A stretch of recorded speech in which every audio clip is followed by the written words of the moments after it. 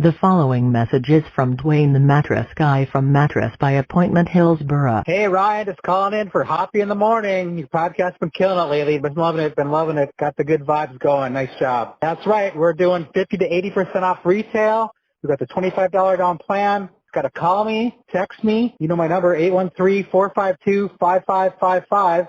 We'll set up a private showing. Come take a look at all the queens that we got on display, but I've also got kings, fulls, and twins. Whatever you like. We're taking on the same day. Just the other day, a guy was in Javane, came in, I think 2 weeks ago. He was looking for a king, got the mattress and the box spring. And he had a 1 o'clock appointment with me on, I think it was on a Thursday. And we had it in his bedroom before 2 o'clock. It was like 10 minutes to 2. I was pulling up to his house. So, I mean, it's not easy. And, I take care of my people. It's one-on-one. I don't have a bunch of employees. Yeah, 813-452-5555. Ryan, you're doing a good job there. Thanks a lot. Appreciate all your help. And that's why I love using Mattress by Appointment to sponsor the podcast. Take it easy, man. Anything you hear may and will be used against you. Thank you. Call security!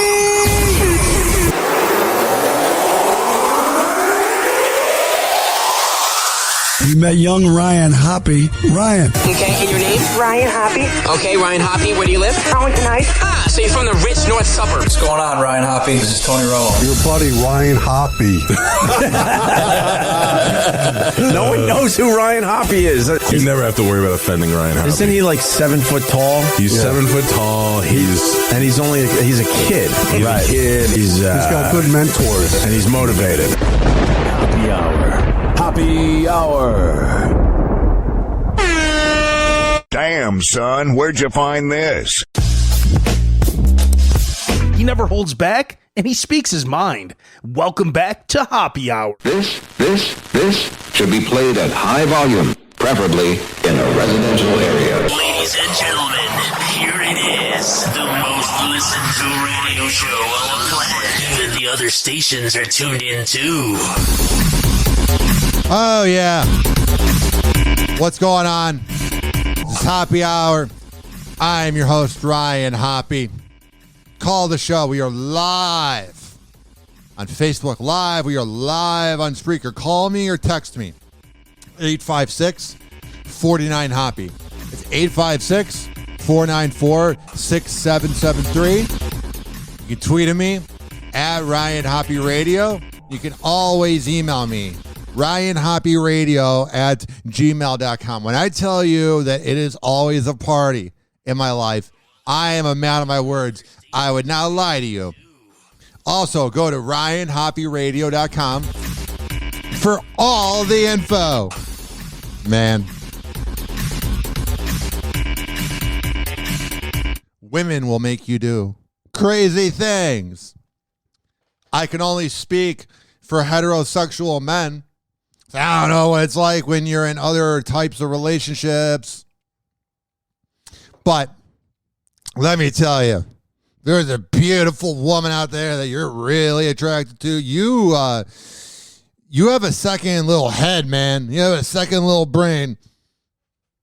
You get what I'm getting at? The penis. And it makes you do things that you're going to regret. It makes you do things that might kind of ruin Thanksgiving dinner forever. Oh, this is from the New York Post, and this is great. Zach Wilson's mom, Lisa, begs internet to quit calling her friends after quarterback rumors. So let me explain to you what's going on. So Zach Wilson is this pretty boy quarterback who, let me make sure, I'm pretty sure he's Mormon. He's from Utah, so you know they're crazy. You know they're wild. He plays for the New York Jets, which is very unfortunate. Yes, he is Mormon. He went to BYU. And, I know that Mormons are kinky and crazy because they have multiple wives and they believe in planets or whatever they believe in for their afterlife. But my goodness, this is nuts. So he has a high school sweetheart that he'd been with, obviously, since high school. That's why they call it a high school sweetheart. And him and the high school sweetheart, Zach Wilson, their quarterback, break up. And then his ex begins dating his best friend who he played football with at BYU, like his bro, like his old roommate. So she's getting attacked for it on social media and all the attacks were kind of vicious. But there was a comment that was left on Zach Wilson's ex's social media that just really was she couldn't have it. Slut, whore, all that. You're getting all that. Homewrecker, blah, blah, blah. None of that was responded to. But when somebody said, you're nothing more than a homie hopper, she got a little mad. So then she comments, she essentially comments, I don't know the quote for quote, but it essentially said Zach banged one of his mom's best friends. And then it was like, dun, dun, dun, dun, dun. Zach Wilson, pretty boy Mormon, religious quarterback. Oh, good. Girlfriend with the mom that looks just like his girlfriend. Kind of weird. You have Zach Wilson hooking up with his mom's best friend while he's dating his high school sweetheart. I mean, that button needs to be pressed one more time. So now we're going to hear from the all beautiful and probably crazy Lisa Wilson, the mother of Zach Wilson. Lisa Wilson, the mother of Jets quarterback Zach Wilson, is demanding that people quit calling her friends amid recent accusations that her 22-year-old son was allegedly involved with one of her pals. Taking to IG on Monday, she appeared to share a PSA to those who are apparently poking around her personal life. My friends are freaking amazing, by the way. Quit calling my friends. This is what you bred, and this is what you made. This is your legacy, man. Not saying him being a slut is because of the mom or whatever, but I'm saying, like, take the L and realize when you're super famous that everybody's gonna, always think this is funny. If this happened in an everyday average Joe life, no one would care. But the quarterback for the Jets, my goodness. Here's some of the audio from the mother. Are freaking amazing. By the way, stop calling my friends. Yeah. Okay? You're annoying them. Okay. You're like, Lisa, these people are crazy. I'm like, I know. Yeah. Stop calling my friends for real. She seems annoying. Okay, so it's time to make dinner. I know it's a little. Friends are freaking amazing. By the way, stop calling my friends. So that audio is from Outkick.com. Yeah. I don't know, man. I don't know why. I don't know how to word it. I'm trying to think of how to word it. I don't know why you would do that. Yeah, when you're in your early 20s, hooking up with older women that have experience is a good time. But let me tell you, you don't hook up with your mom's best friend while cheating on your girlfriend. Literally, if you would have told me that title, I would have thought that the way to find out about that scenario is from this sound effect. And she just sounds like a crazy woman. Like, that's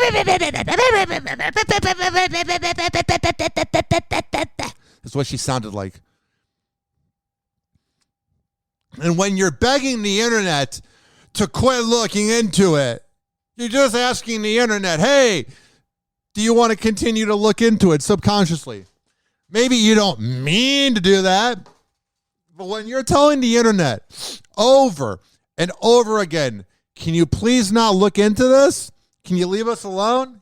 Yeah, only going to get worse. Oh, she's got the worst username. Life according number 2 Lisa. Life according to Lisa. So what is life?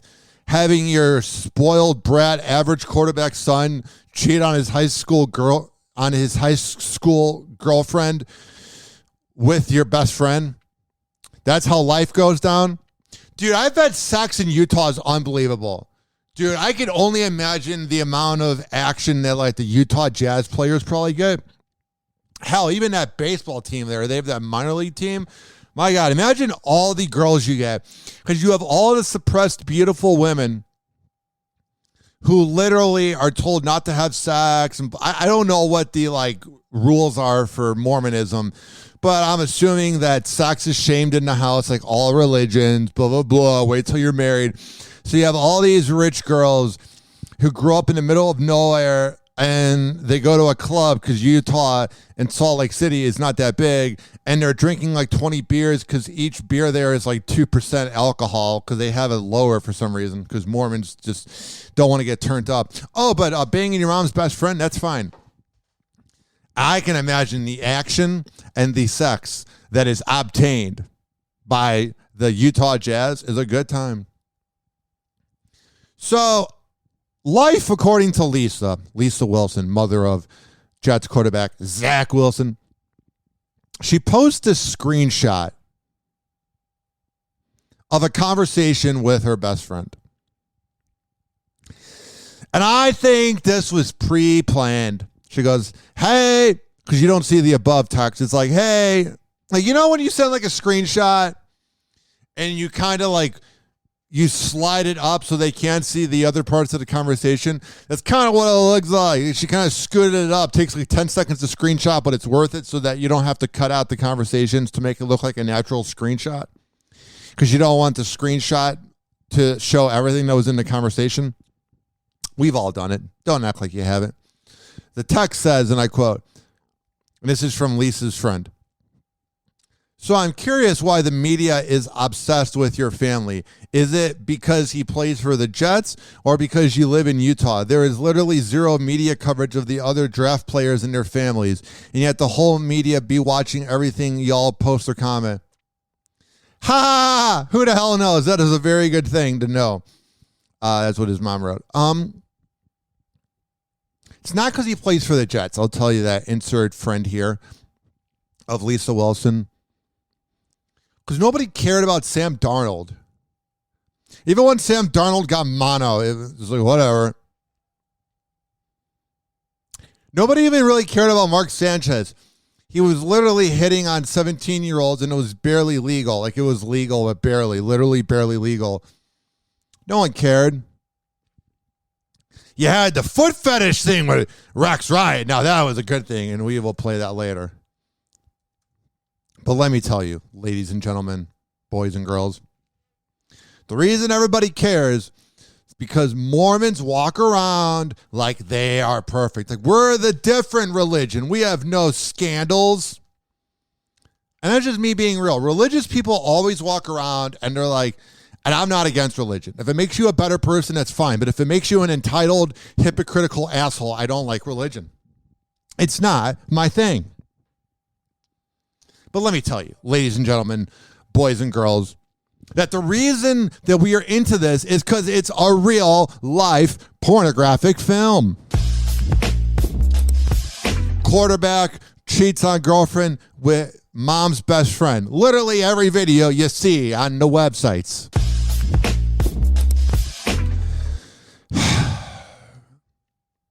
They got that rich and entitled attitude swagger thing where it's like, oh my God, because we're rich and famous, we should be excluded from coverage.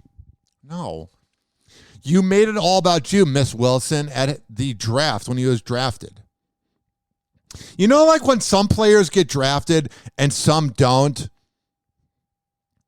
and then they're like low-key, and those players go on to be great, but the ones like the NHL draft, the audio I played where the parents are making out and look like Kelly Ripa and Mark Consuelo type of making out, like, oh, real sexual. Yeah. Those are the players that tend to have more problems. The families are making it about them. And no, I'm not talking about the Mahomes. QB maker. I'm just saying. A lot of times, the families that are really open at draft night and really loud at draft night and really loud on social media don't go out there and say, why are they talking about us? Because you're fucking famous, because you were able to manifest being famous. Wilson became a trending Twitter topic over the weekend when multiple reports claimed his ex-girlfriend, Abby Gill, called him a homie hopper. for sleeping with his mom's best friend. Yeah. I don't know. It's sad because Thanksgiving dinner is already going to be forever weird. It's not like he cheated on his girl with a side chick. You know, like I'm not saying that's better, but that's more, you sweep it under the rug. But when you're banging your mom's best friend, yeah, it's a little more scandalous. That's something out of the show like Desperate Housewives, or if I can be more current, like White Lotus or something. That's a little more scandalous.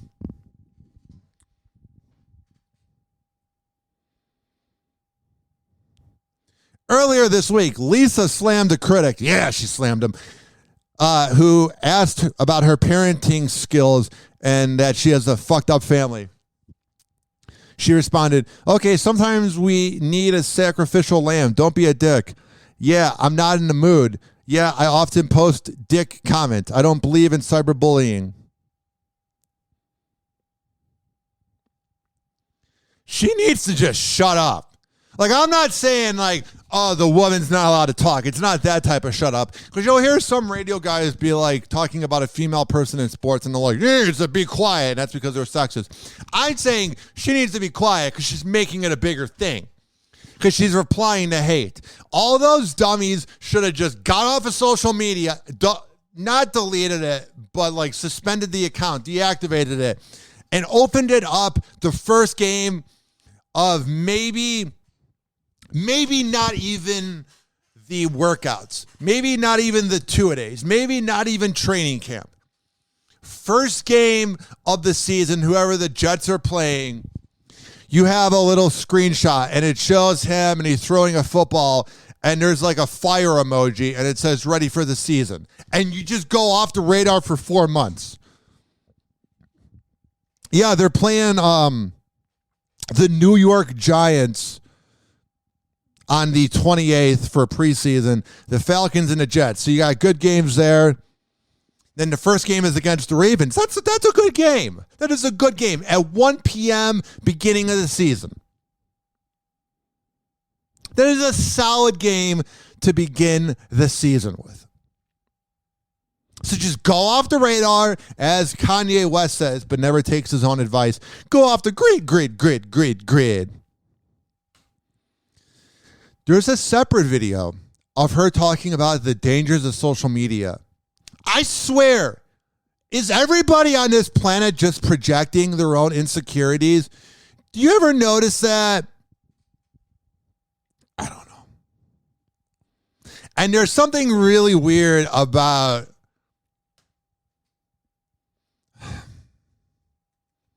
I don't know how to word it. There's something weird when your girlfriend looks like your mom. And I know not all blondes look alike or whatever, but I know that you can say, oh, well, she's blonde. His ex-girlfriend wasn't, so is his mom. But it's like similar blonde. All right, let's hear from the mom. So, this is something that I never, ever thought I would talk to you guys about. Yeah, I didn't really wake up in the morning going like, oh, yeah, my best friend's going to go down on my son. I'm not going to lie. What? I would rather talk to you about making beds. And then do that. Go. Dummy. They need a good PR person. Then talk about that. If you want the business to only be in your house, even though you're famous, don't talk about it. Be like the mafia and keep it low key. But you're doing a 30-minute video and then you're having troll sites like Outkick and the New York Post. That's real news. It's not like a troll site like 4chan or Reddit, but those are sites that want to attack, and TMZ and that. You're giving all the paparazzi websites ammunition, you dummy. You're not coming off like an independent person. You're coming off like somebody, she's probably reading every DM. Exercising and eating clean. Yeah. And how to dye your eyebrows. But what's going on? I truly believe that Life short? Whew. Oh, no. God laid this challenge before me. That's what they go with. All the religious people. It was you, God. Forget about the police officers that were complete fucking pussies in Uvalde. We'll get to that later. And if you're listening and you're a radio program director, I would not swear if I had an FM show, but because this is a podcast, I choose to fucking swear when I do. It's like when Howard first went to Sirius. I swear occasionally. I don't do it all the time. Let me tell you, ladies and gentlemen, boys and girls, she is a rotten woman. And I'm not just talking about her fridge because she didn't, throw out the old potatoes. I'm just saying, like, what are you possibly getting out of this video?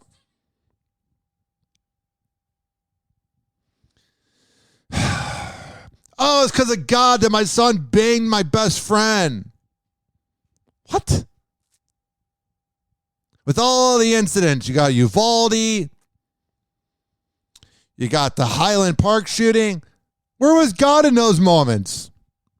I mean, there was glory in this. This isn't cool. But this is just a singular thing. It involves your family, and you're making it bigger by talking to the media. You dimwit. So I could help some of you guys. Who are you going to help? Other people that sons play for the New York Jets that bang their mom's best friends and cheat on their high school sweethearts with when they portrayed to have a perfect family? Is that what you're helping us with? How are we going to deal with this? And, yeah. I would be lying if I, What? said I didn't think about not sharing it because... Yeah. You always go with your first instinct. Always. Your brain said not to talk about it. But then your bank account said, oh, I'm kind of living off of Zach right now. I could use the money. I could use the fame. Soon you'll have a reality show. It's embarrassing, and it's embarrassing, but let's continue to put a video up for 30 minutes that people can edit. Kind of something that it seems like nobody else has had a problem with. And I'm not going to lie, like I full on thought that I had mastered parenting. Well, you didn't. Happy Hour. Happy Hour. Oh, yeah. Hoppe Hour will be right back. This following segment has been brought to you by FitzAgeFitness.net. He is the best trainer in the Bay Area. He's got different memberships and classes. For all the info for Devin Prasad, FitzAgeFitness.net. Happy Hour. Happy Hour. He's the voice of a generation that got screwed by the baby boomers. Welcome back to Hoppe Hour. Call Hoppe now. 856-49-HOPPE. Tweet at him at Ryan Hoppe Radio. Or chat him live via the Hoppe Radio app.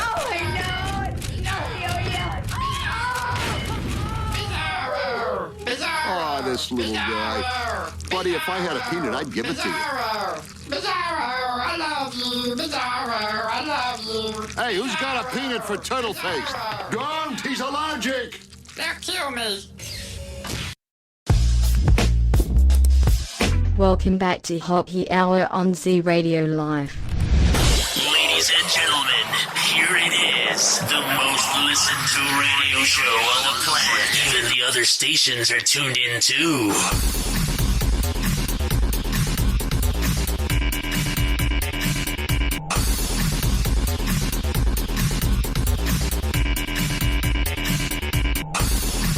Oh, yeah. 856-49-HOPPE. It's 856-494-6773. You can tweet at me at Ryan Hoppe Radio. You can always email me, ryanhopperadio@gmail.com. All right, right here, I got the throwback. We're going to take you back to 2010. I cannot believe that was 12 years ago. As each day goes by, it's beginning to get more real. But let's go back I have some good vibes to the Rex Ryan foot video. Wow, they're like really soft. They're like really. All right, so let me explain this. This was like a video he made. He was a police officer. And in this, like, not a literal police officer, but in the skit, he's a police officer. He like filmed a video for like a foot site, and they had an anonymous account. And he was Rex Ryan, the coach of the Jets back in the day. He had a video where he pulls over his wife, but in the video, he doesn't know his wife. And in the video, he is talking about her feet and how much he loves them. And she has her feet up on like her windowsill on the in the driver's seat. Like she's pulled over, she's got her seatbelt off, and she's got her feet like right in front of him. And he's commenting about her feet while he pulled the woman over. They're like really soft. They're like really soft. You know, some people say I Yeah. Yeah. I'd like to take good care of them and dress them up, pretty shoes, show off. Wow, they're like really soft. They're like really soft. Dude, the way he's like, really soft. He's like breathing hard. Like you can tell he's really at attention. Wow, they're like really soft. They're like really soft. Oh man, I miss 2010. Not literally because I was in high school and I hated that. But more I miss like that was like what we were offended by. That's what bothered us. 856-49-HOPPE. This is from the Huffington Post.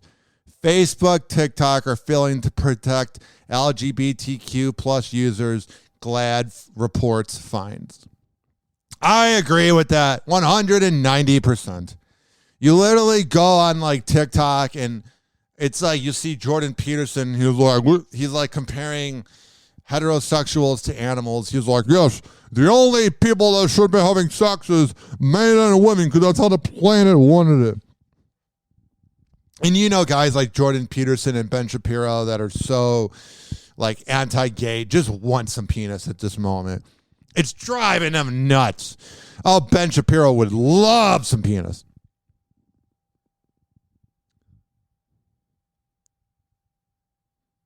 They're saying right here that they're facing menacing posts or comments when they scroll through social media when they are a part of the LGBTQ plus community because of the algorithm. And this is from the director of GLAAD, Jenny Olson. The reality is there's very little transparency and very little accountability, and people feel helpless. I can feel that. I can feel that definitely. Not because I'm a part of the community. I support the community. I went to Pride and got so drunk. Let me take a sip of my coffee. Let me tell you. You get mean comments online. It is so sad that in 2022, people care about what someone else is doing with their body. It is sad that people care what they want to identify as or who they want to marry or who gives a flying fuck. You are not focused on your own life and you are insecure and you are unhappy and you don't want others to live a happy life because you're insecure.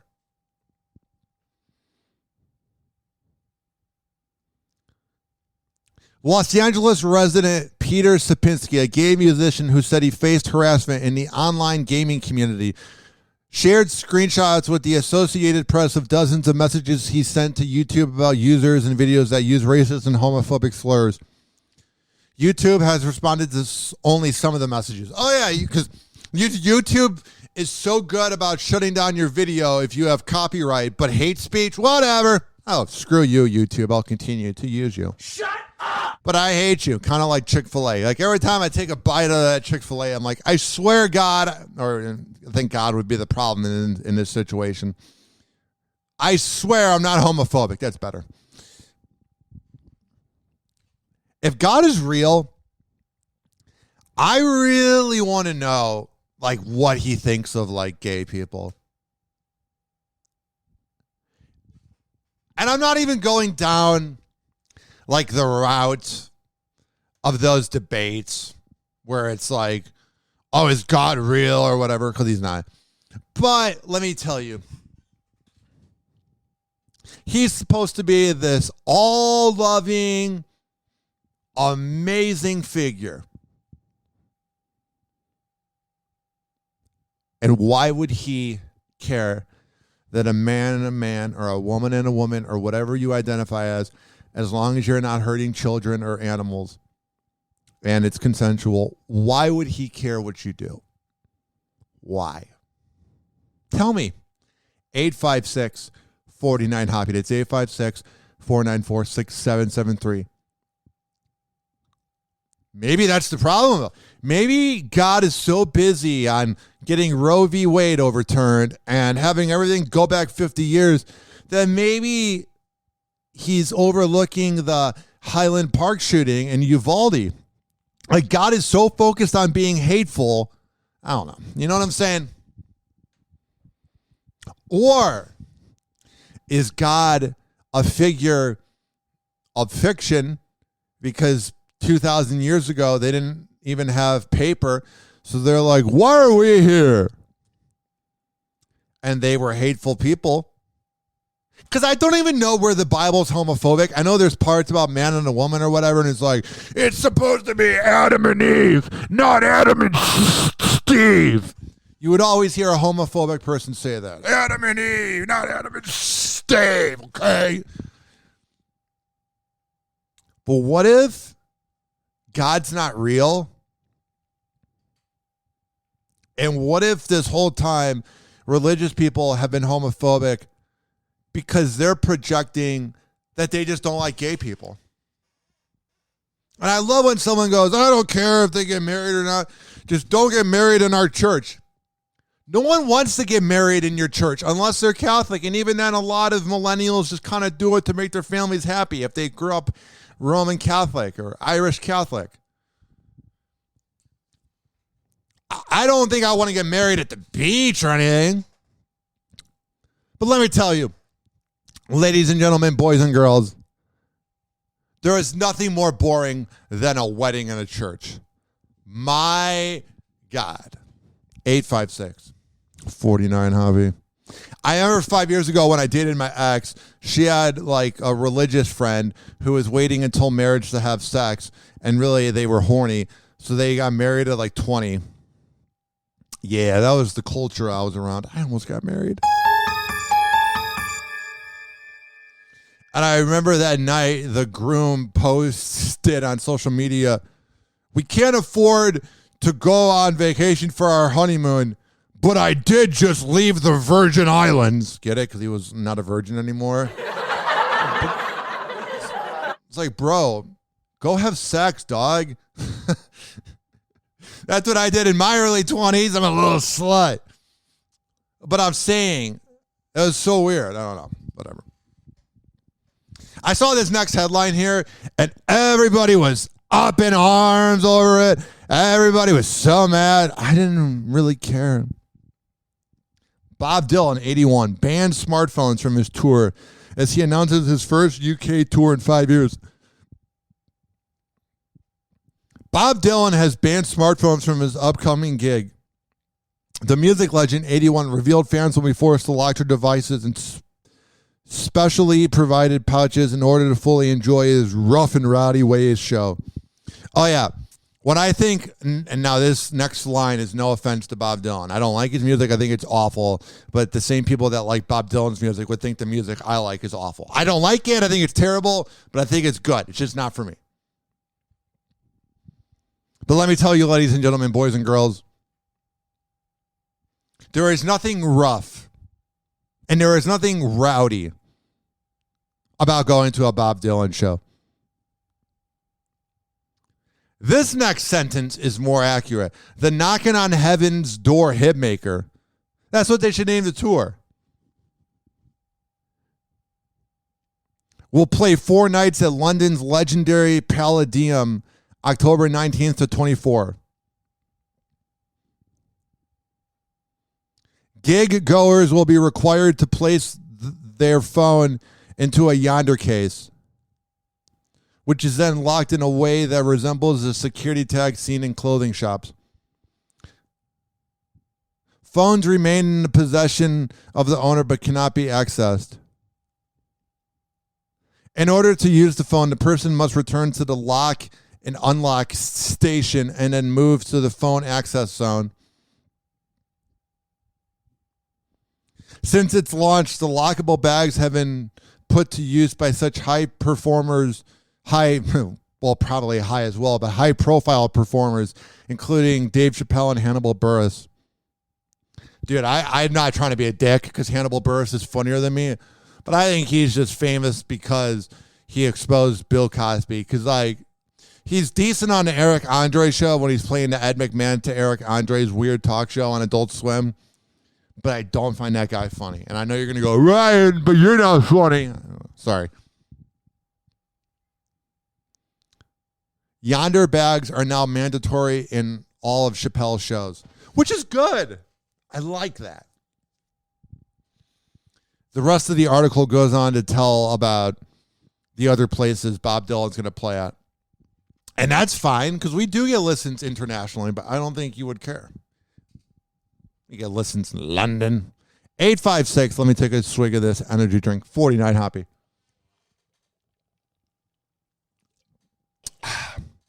Alrighty. Okay. So I have been watching the NBA since 2007. And I've always been into basketball. Because I really wanted to play basketball, but I am just not coordinated. What a shock. But let me tell you, ladies and gentlemen, boys and girls of the gallery or whatever the saying is, I like LeBron. I don't take LeBron seriously. I like to watch all-time greats do their thing. So when David Letterman and Leno were going off TV, I watched them every night because I knew there was not going to be a time. There was going to be a time, rather, that they were not going to be on TV anymore. And I thought Craig Ferguson was going to be out longer, so I didn't watch enough of him, and I regret it. But it's all on YouTube. But I'm very much into when there's a product with an older person who's not going to be here forever, I'm going to be into it. Like I saw Van Halen in 2015, and that was great. I can't believe I saw it. I listened to Howard. I listened to a show I grew up listening to, Lex and Terry, and they're getting older. You know what I'm saying? Like, I listen to things because I know they're not going to be around forever. I watched when the Lakers were bad in the mid-2010s with Kobe Bryant.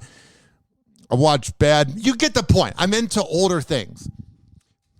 And older women back in the day. Actually, wrong button. It was a good time. But LeBron James,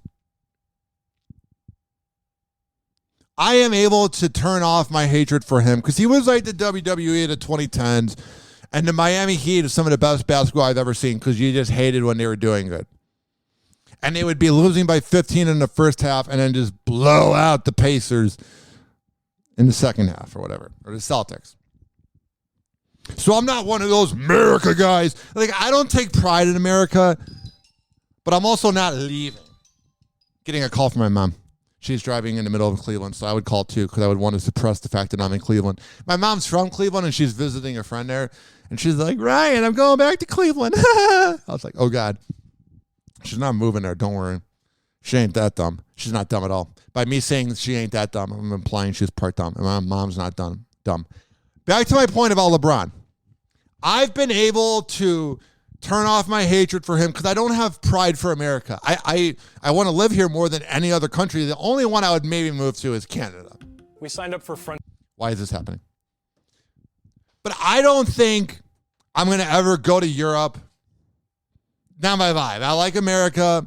I like that I can drive down the block and get a nice coffee and go to McDonald's. You know what I mean? I don't like what happened with Roe v. Wade. I don't like Trump. I don't like Hillary Clinton. I don't like any politicians. I don't like what America's doing. But I want to live here. You know what I mean?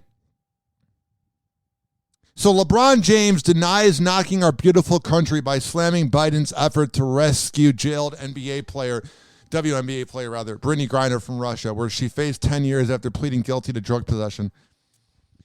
LeBron James says he was not bashing the U.S. by asking about the country's effort to bring imprisoned player back from Russia. Now, I'm in the middle when it comes to my take on LeBron James being woke.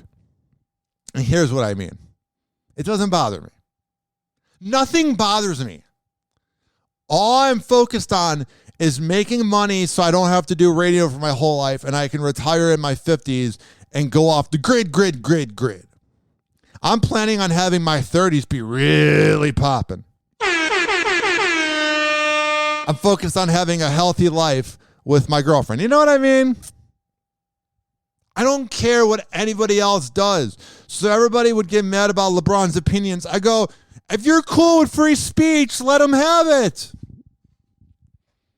But by him saying that he's wondering about the efforts of Joe Biden and America getting Brittany Griner back, that's a fair assessment. That is a fair assessment. His opinions on the cops were fair assessments. Now, him sharing a picture of that cop from Columbus, probably not the best idea, but I get it. I'm not an African American. I don't know what it feels like to be treated like crap forever and not deserve any of it. We're all human beings. I've always been about peace. Always, even though I rant. In response to criticism, James says he was trying to empathize with Griner. Yeah, I wouldn't want to be in a Russia prison either. I also wouldn't want to really, play for the Lakers. Hoppe Hour. Hoppe Hour. Hoppe Hour will be right back. Finally,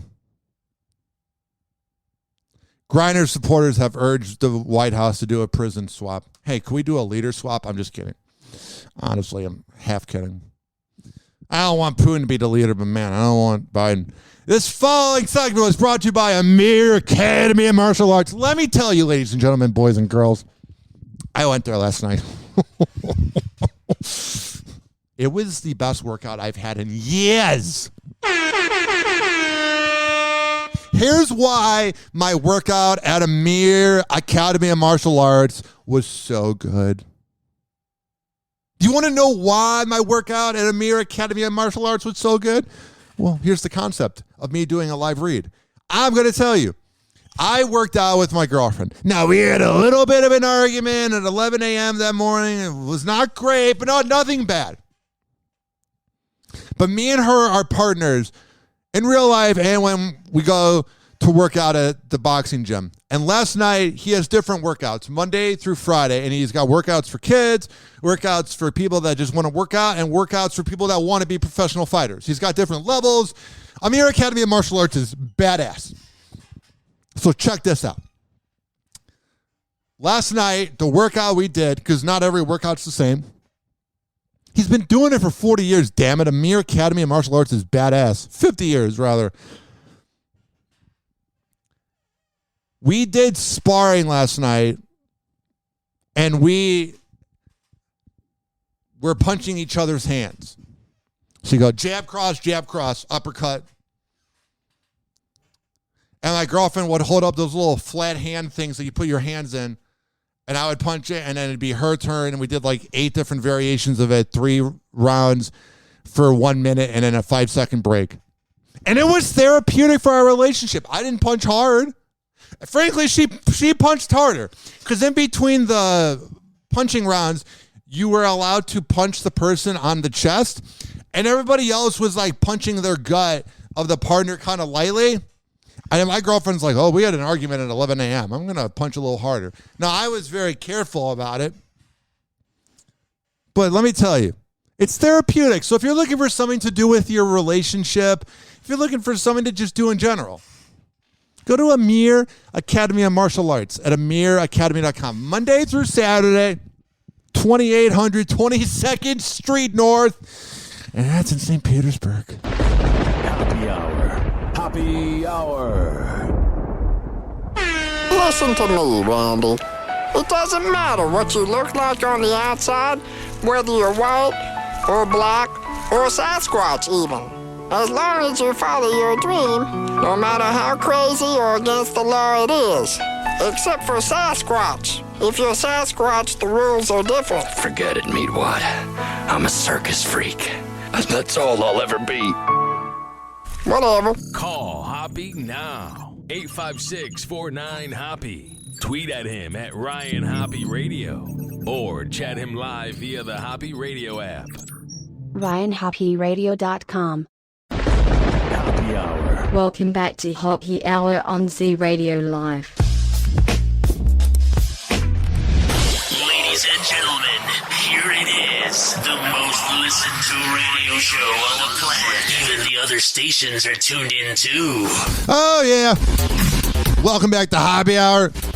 I am your host, Ryan Hoppe. 856-49-HOPPE.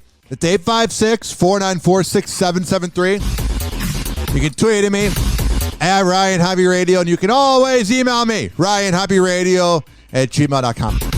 And let me tell you, ladies and gentlemen, boys and girls, ZRadioLive.com is the best top 40 radio online. And every Thursday at 5 p.m. East Coast time, 4 p.m. Central, it's always a good time. Yo, what's up? Baby, let's go! As Hoppe Hour is syndicated on Z Radio Live, thanks to the program director, Zach Feldman. Can you believe it? It's been 2 years that we've been syndicated on Z Radio Live. It is the longest syndicate I've ever had. I had one for about a year, but this is going good. Every Thursday at 5 p.m. East Coast time, 4 p.m. Central, go to ZRadioLive.com, get the Odyssey app, and search up Z Radio Live, and you can listen to Hoppe Radio there. Or go to TuneIn and search up Z Radio Live and Hoppe Hour there. Because here's the thing. If you're listening live on Z Radio Live and you've never heard my show before, go to every single major platform that has a podcast. TuneIn, Stitcher, Spreaker, Mixcloud, Apple Podcast, Odyssey, Spotify, Amazon Music, Mixcloud. Search up Hoppe Radio, HOPPE Radio. We are formatting this show, and we are manifesting the show to go onto the radio, even though it's already been on the radio. All right. This next headline is absolutely infuriating. Uvalde mayor slams chicken shit media for releasing video of school shooting. The Uvalde mayor calling the media chicken shit for doing their job is just him projecting that he is a chicken shit mayor. And that is nothing more. And that is nothing less. That is the truth. He is projecting. When you begin going to a psychologist and you have a shrink every week, you learn about different things that humans do. And humans project when they're insecure. So when they're cheating on their wife, they begin talking about cheating more. And then they're like, no, you're cheating on me, even though they're doing it.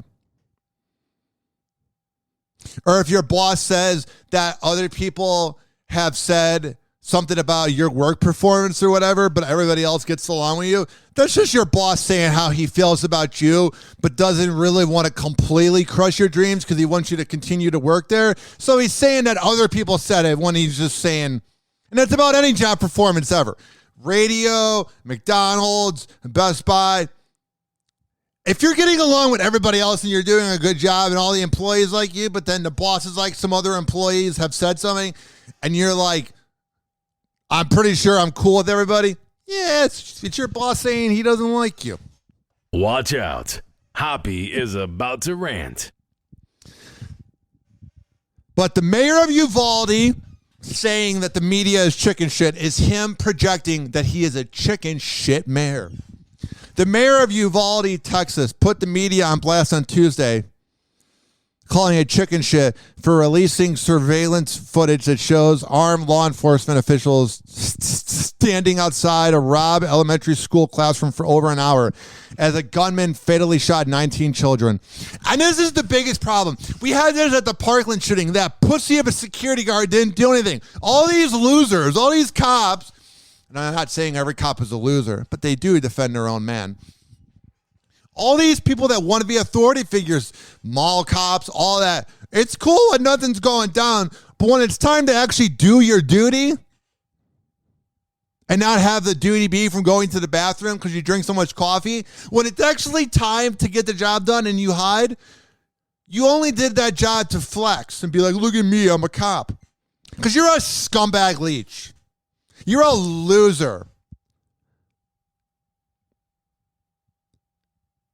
The leeches in the ground and the maggots in the ground that will eat our dead body, they have more integrity than those cops.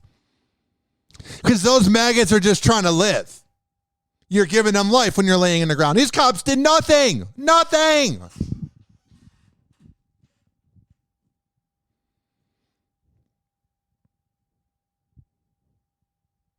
I want to go on the record. The way that video was released today was one of the most chicken shit things I've ever seen, said the mayor.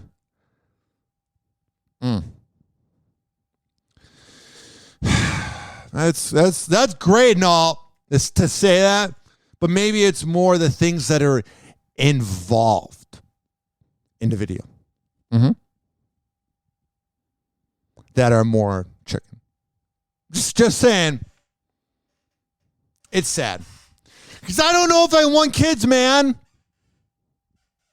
Just being honest.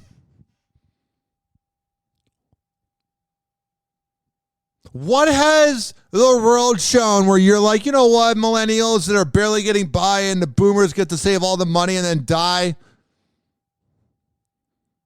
It sounds nice to bring kids into this world.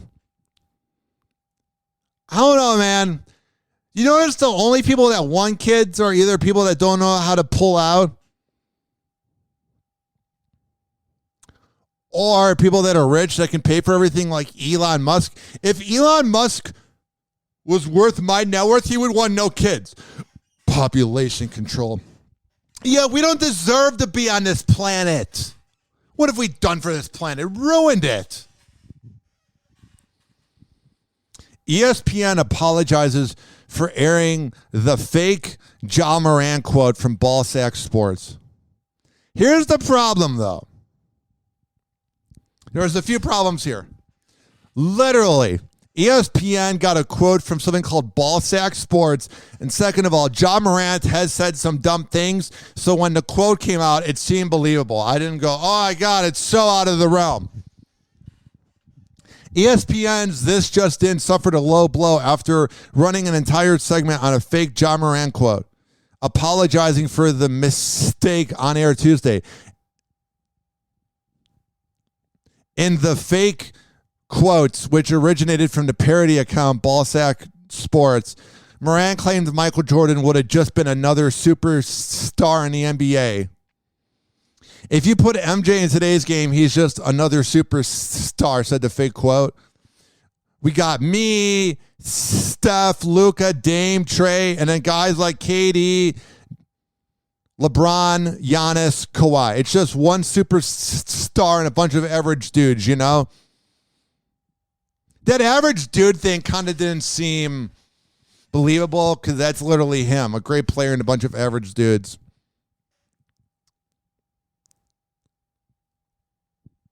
The quote was a play on Taylor Rook's real interview with Morant, in which the Memphis Grizzlies point guard claimed that he would have cooked Jordan, later asserting he's never going to go and say nobody's going to beat me one-on-one.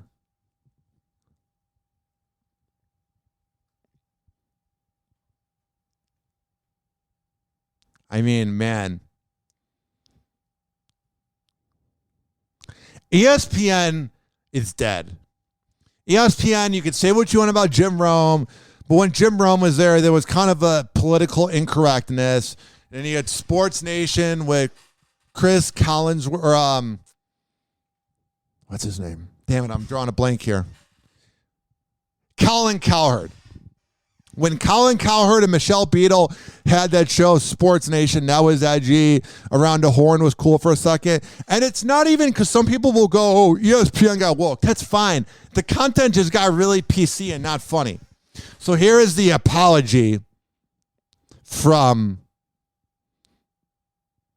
ESPN for quoting Ballsack Sports. Right now, I want to quickly address something that happened on this program yesterday. What? We made a mistake. We attributed a quote to Ja Morant's appearances on Taylor Rook's show on Bleacher Report that he simply did not say. On behalf of the network, the show's staff, and myself, I'd like to apologize to Ja and Taylor for our error. We will work hard to make sure it doesn't happen again. You should just be sorry for the bad content you guys put out. 856-49-HOPPE. That's 856-494-6773. All right, we're going to come back and see what else is going on. You want to know the real reason I'm taking a break? The coffee is really beginning to hit me. Happy Hour. Happy Hour. This following segment. Wait, let me press the button. I'm all out of sorts, but feel very cleaned up. Happy Hour will be right back. This following segment's been brought to you by westchaseprinting.com. Banners, business cards, yard signs, whatever the hell you need printed up by DJ Tone Tampa and West Chase Printing on Instagram. Yeah, they'll hook you up. And when you get that invoice from westchaseprinting.com, they were already going to hook you up with a great deal, but tell them I sent you. Happy Hour. Happy Hour. Call Hoppe now. 856-49-HOPPE. Tweet at him at Ryan Hoppe Radio. Or chat him live via the Hoppe Radio app. Listen to Hoppe Hour at any time, anywhere. Search Hoppe Radio on all major streaming platforms. Doctors say the life expectancy of the average man is now 76.2 years. 76.2, but I'm already 38.1. I've wasted half my life. Half my life gone, and I'm only guaranteed 38 more years. Live from Tampa Bay, you are tuned in to Happy Hour. Welcome back to Hoppe Hour on Z Radio Live. Ladies and gentlemen, here it is, the most listened to radio show on the planet. Even the other stations are tuned in too.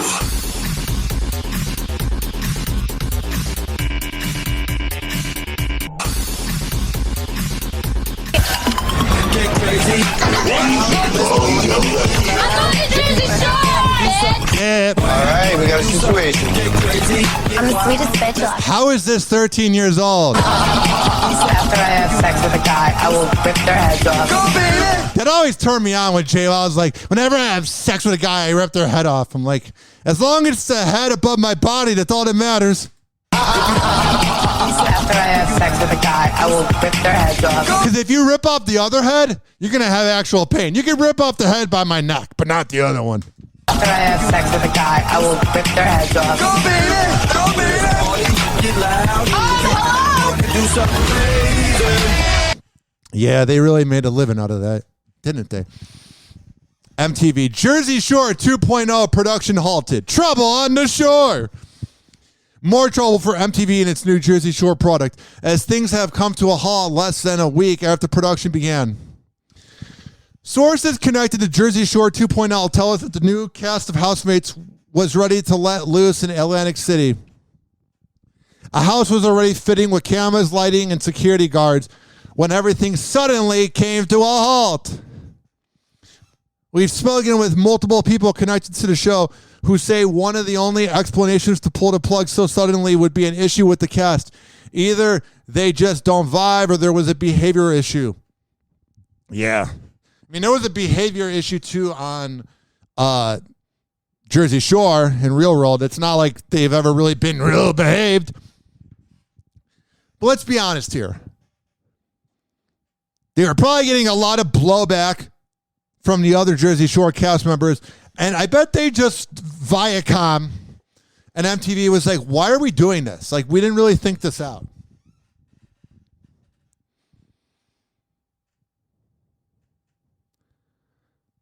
MTV hasn't announced who is going to be on Jersey Shore 2.0, which was supposed to feature a younger crew than the OGs of Snooki, Pauly D, The Situation, JWoww, Vinny, Dina, and Angelina.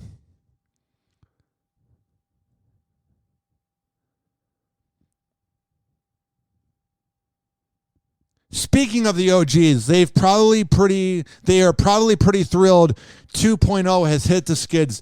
They've made it very clear they hate the concept. When MTV announced the new venture, the Jersey Shore stars bashed the network, saying, "We are not in support of the version that will exploit our original show, our hard work, and authenticity to grow listeners and viewers." Here's the thing. They exploited you. And there was nothing authentic about you guys. Half of you weren't Italian. I love the show. Don't get me wrong. And I think it's dumb that MTV thought to bring that back. But let's not act like that show was smart. It was amazing. Here was the charm of it. Was that it was just wild. It was perfect for ADHD. You never knew what was going to happen next. I don't care that it was fake. It was like watching wrestling. It was just unbelievable because a 16-year-old like me really wanted to get laid and everybody wanted to get laid. And you're seeing them have a smush room and they're making out on camera. And everybody at that time, all the millennials were underage drinking and partying. It was a vibe, dude. Older people don't get it. And obviously they were offensive for Italians. But I mean, come on now. Here's the thing.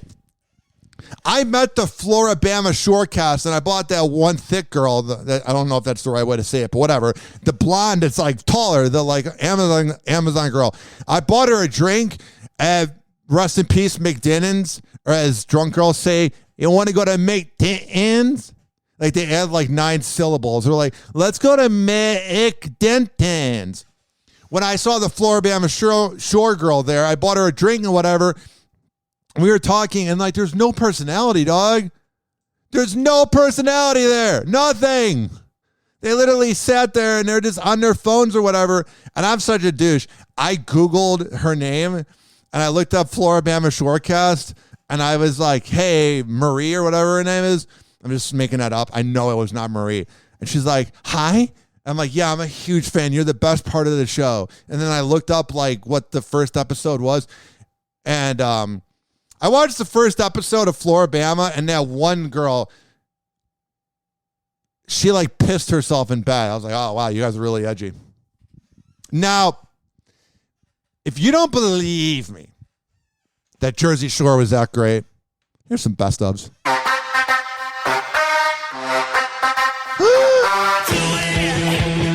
I probably can't play this because of copyright. 856-49-HOPPE. Let me see if I can find scenes without any music. Here's the best of Pauly D. It's just the problem is the show was a walking EDM billboard. All these artists got famous for going on it. All right. Yeah, buddy. Yeah, buddy. Yeah, buddy. Yeah, yeah, yeah, buddy. Yeah, buddy. When are you guys gonna do that? Holy. She wants to do it. So I want to do it. Yeah, let's do it. Yeah, I can't play any. There's so much music. Okay, go to Google and search up Jersey Shore. Next on Hoppe Hour. Utah Jazz coming to trade. Oh, geez. We're having a speech impediment moment. Oh, no. Ryan, take a deep breath. It's all going to be okay. The Utah Jazz open to trading Donovan Mitchell and Knicks showing interest. I don't care how unhappy Donovan Mitchell is in Utah. I don't care. He would be nothing in New York. It would be another version of Carmelo Anthony playing for the Knicks. You make the first round, you're a 5th or 6th seed, you're maybe even 4th if you have a good year, but Tom Thibodeau is going to tear Mitchell's ACL.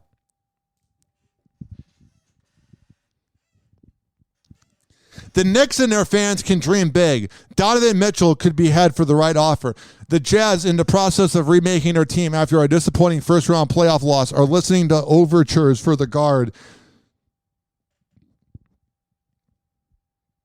The Knicks, who have long been enamored with Mitchell, are expected to be one of his suitors.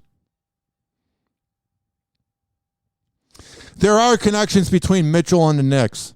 He is repped by CAA, the agency Knicks president Leon Rose once ran. Okay, there you go. But that's not that much of a connection. You don't know if Leon left on bad terms and whatever.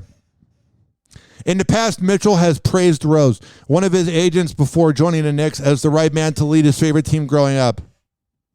Knicks coach Johnny Bryant is very close to Mitchell, dating back to his days with the Jazz. So there's a lot of connections there, and they just signed Jalen Brunson, which Jalen's dumb as well. I get that he wants to be the main guy, but he better go carry the Knicks, because you had it made with Luka Doncic. But here's the thing. I saw Jalen Brunson play in 2012 in February. He was a freshman, and there was just this swagger about him. He went to Stevenson High School in, I think it's Lincolnshire, Illinois. It's a suburb. It's a rich suburb. All the players live out there. Jalen Brunson's dad played in the NBA, Rick Brunson, and was a coach for the Bulls. And he got caught in a cheating scandal, and that was the whole thing. So I remember when I saw Jalen Brunson playing against my high school in the playoffs against John Hersey High School, man, saying that as a throwback. I remember thinking, oh yeah, your dad cheated on you, or cheated on your mom rather, and kind of on you in a way. 856-49-HOPPE. And let me tell you, when he was a freshman, he scored 40 points on us and made the whole team cry. And I remember I was at a party and everybody was drunk and high and we're all hanging out. Oh, that's just alleged. Teenagers never do it. Anybody who's listening that's offended to hear about underage drinking, just realize your kids are doing it. But I remember at this party, everybody was talking about the game. And I was like, you know what? That was amazing. Jalen Brunson's great or whatever. And I'm not picking up on the fact that he crushed their life. I saw it as I knew he was going to go to the NBA. It was evident. But you never know.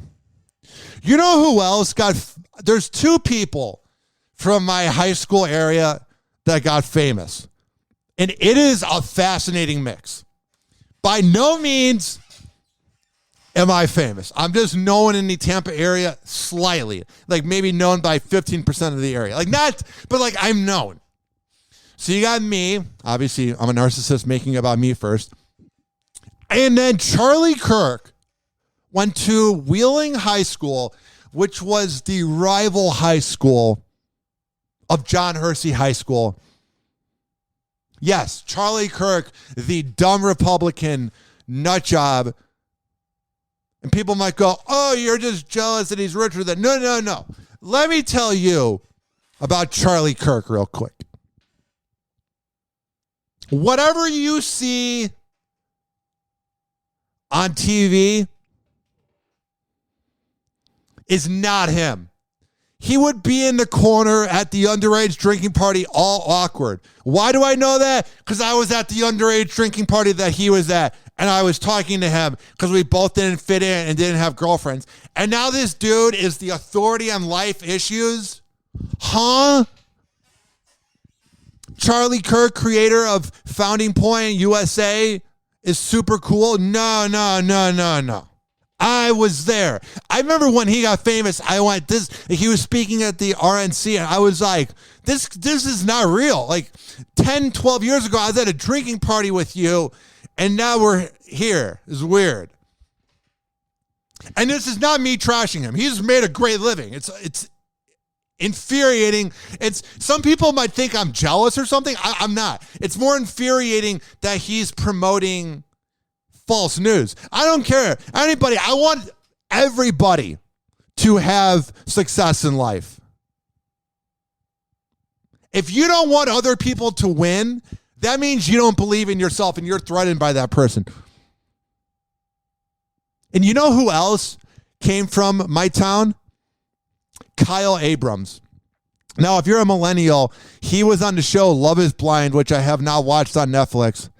And like, I knew Kyle was going to do something. In 2012, when I graduated high school, I began my podcast on this podcast feed.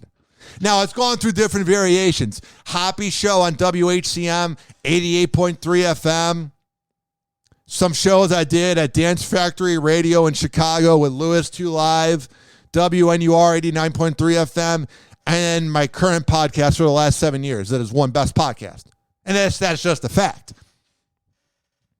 And the first podcast I ever did on this was Hoppe Show, and that was from my bedroom. I had just graduated high school, and I just got Sirius XM as a high school gift for graduating, and I was listening to Opie and Anthony, Jason Ellis, Howard, Jay Thomas, Covino and Rich, all those shows. That was a great era for Sirius.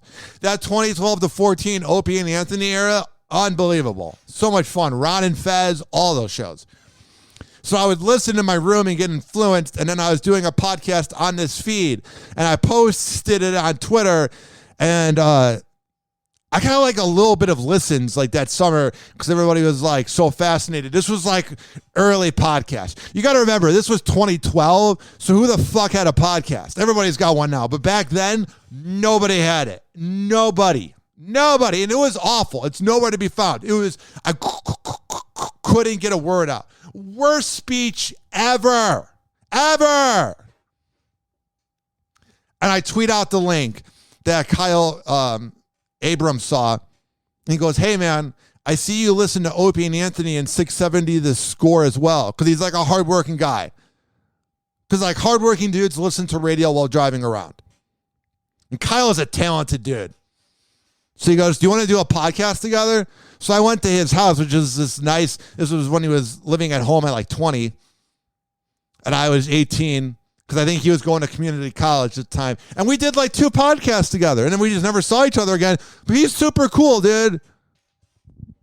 Kyle Abrams, man, is a super cool dude. And he's on Love is Blind. And I see here from TMZ that Jeremy Harwell said Netflix had drunk, starved, and sleep-deprived us and paid us like crap.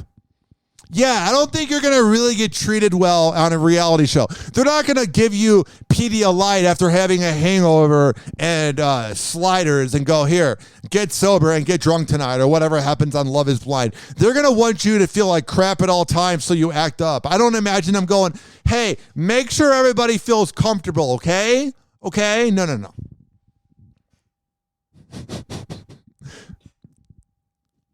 Love is Blind contestant Jeremy Harwell says the producers behind the Netflix reality show plied contestants with booze, deprived them of food and water, and paid less than minimum wage, and now he's suing. Jeremy, who appeared on season 2 of the popular dating show, is going after Netflix production company Kinetic Content and Delirium TV with a class action lawsuit. According to the suit obtained by TMZ, the show manufactured drama by forcing them to film when they were drunk, hungry, sleep deprived, and underpaid. I'm going to see what I'm going to try to do. I don't know that even if that made any sense. I've been talking for 70 minutes, but I'm going to see if I can get Kyle on this podcast. I want to reminisce with him. And also, I think it'd be very cool to see like what he has to say about this. If he could come on, I could send it to TMZ. Woo! Could you imagine this going viral? All right, here's season 2 of Love is Blind. I haven't found someone that appreciates my love as much as I appreciate theirs. Yeah. That's why I'm here. I'm like really scared. Oh God. You guys think you're compatible? That is comical. I'm not. So yeah, you never meet the person. And what I love is Kyle was like very atheist, like kind of like how I am now. Like I want to believe in something, but I'm atheist at the same time. Like I'm not 100% atheist. I'm not like Penn Jillette or Chris Moyles or Ricky Gervais where you're like, oh yeah, God's not real at all. I'm open-minded. I just don't think the Bible is it. But let me tell you, ladies and gentlemen, boys and girls, that I'm going to get Kyle Abram on this show. I'm just saying. I don't know. I'm going to work on it. That'd be so cool. And the thing with Kyle on that show, too, was the fact that he's atheist, and the girl he matched with was, like, super religious. And I was like, yeah, that's not going to work out. 856-49-HOPPE. 856-494-6773. Inmate charged with murder of jail official who aided his escape.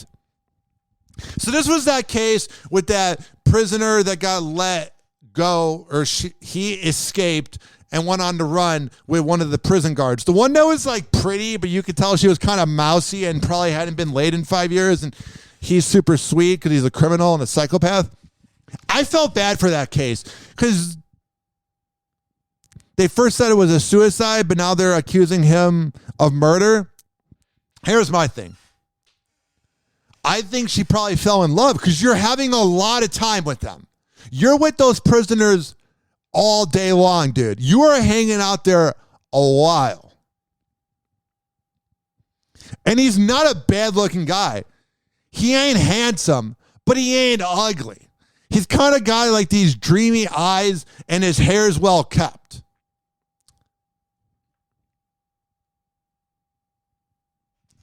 Casey White was indicted Monday for the shooting death of Vicky White, who authorities have said died from a self-inflicted gunshot wound after helping him escape from jail.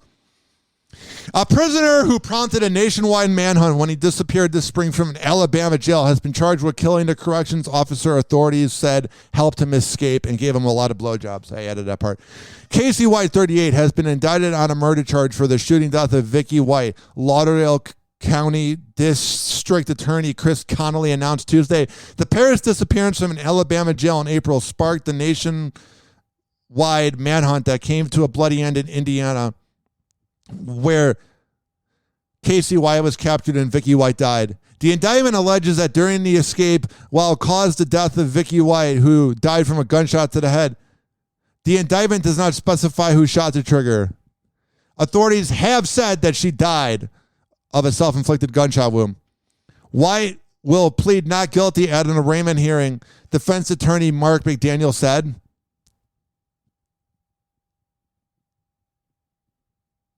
Okay. Here's the thing. I don't think that he killed her. I think they know that they were lovers. Like, they were lovers. And they're like, we can't have it out there that our cop was being sexual with a murderer. So what they did was they originally saw that it was self-inflicted gunshot wound. And then they go, you know what? Let's just charge him with murder because we're cops and we can do what we want. I'm not saying there's not a chance that he didn't kill her, but that's suspicious as hell. And I mean, it is Alabama. Let's be real here. I don't know, man. I'm just being real. It's a little weird when they kept saying gunshot wound, self-inflicted, and then they're like, no, it was murder. It's like, what? What are you talking about? It's the moral that this country has had to face, the issue that this country has had to face forever, and it's that cops literally can get away with anything. Ridiculous. Happy Hour. Happy Hour. Happy Hour will be right back. The following message is from Dwayne the Mattress Guy from Mattress by Appointment, Hillsborough. Hey, Ryan, just calling in for Hoppe in the Morning. Your podcast's been killing it lately. Been loving it. Got the good vibes going. Nice job. That's right. We're doing 50 to 80% off retail. We've got the $25 down plan. Got to call me, text me. You know my number, 813-452-5555. We'll set up a private showing. Come take a look at all the queens that we got on display, but I've also got kings, fulls, and twins. Whatever you like. We're taking on the same day. Just the other day, a guy was in Javane, came in, I think 2 weeks ago. He was looking for a king, got the mattress and the box spring. And he had a 1 o'clock appointment with me on, I think it was on a Thursday. And we had it in his bedroom before 2 o'clock. It was like 10 minutes to 2. I was pulling up to his house. So, I mean, it's that easy. And, I take care of my people. It's one-on-one. I don't have a bunch of employees. Yeah, 813-452-5555. Ryan, you're doing a good job there. Thanks a lot. Appreciate all your help. And that's why I love using Mattress by Appointment to sponsor the podcast. Take it easy, man. It's time to turn Hoppe on. Money. And like that, he's gone. Ladies and gentlemen, here it is, the most listened to radio show on the planet. Even the other stations are tuned in too. Oh, yeah. 856-49 Hoppe. Welcome back to Hoppe Hour on Z Radio Live. It's 856-494-6773. You can tweet at me at Ryan Hoppe Radio, and you can always email me, RyanHoppeRadio@gmail.com. This show is being brought to you by the best podcasting network around, quadpod.com. QODPOD.com/Ryan Hoppe. There, you can sign up for ways to listen to Hoppe Hour, I guess. There's really no signing up there, but you can check out the show. So I've been having a panic attack for the last 70 minutes, and that's probably because I don't have a co-host and I'm talking on here. But when I was talking about the Uvalde mayor, it said chicken, and I knew it said chicken shit earlier, but my ADHD was like, just go with chicken shit. And then I'm like, in the middle of the show, I'm like talking about Kyle Abrams, and my anxiety in my head is like, hey Ryan, what if it wasn't chicken shit and you're doing fake news? So during that commercial from Dwayne the Mattress Guy, 813-452-5555, I looked up chicken shit on Twitter, and this is going to relieve my anxiety. Oh, yeah. There's many ways to make me relieve my anxiety. Right here is the audio from the Uvalde mayor and city council member talking about the media being chicken shit. Well, 2/3 of the family or part of their families are in Washington, D.C. right now. Yes, sir. And they're going to have to turn on the TV and see that tonight, not even with the rest of their family. This was wrong to do it this way.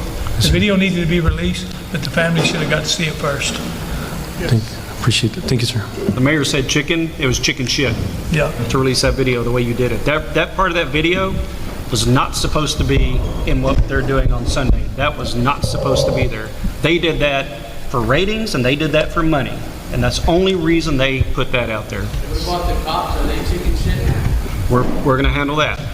He said that they did a good job. You still think they did a good job?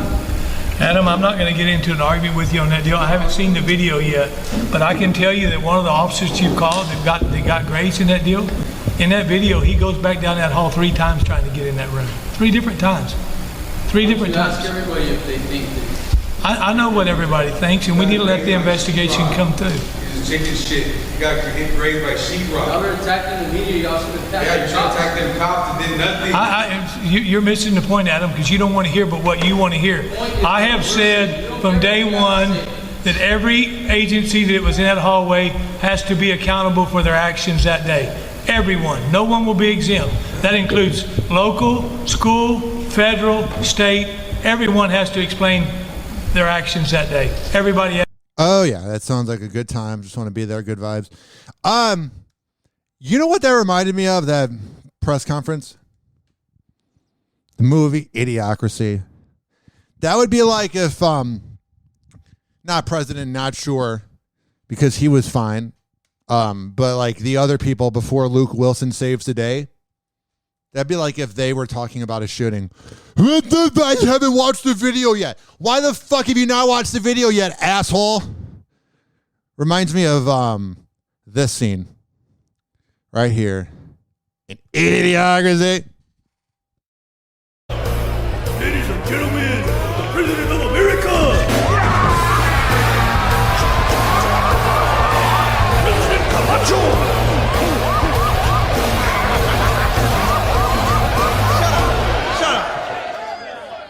Sit your monkey ass down.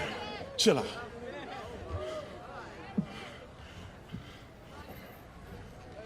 Shit. I know shit's bad right now with all that starving bullshit and the dust storms and we running out of French fries and burrito coverings. Yeah. But I got a solution. That's what you said last time, dipshit. I got a solution. You're a dick. South Carolina, what's up?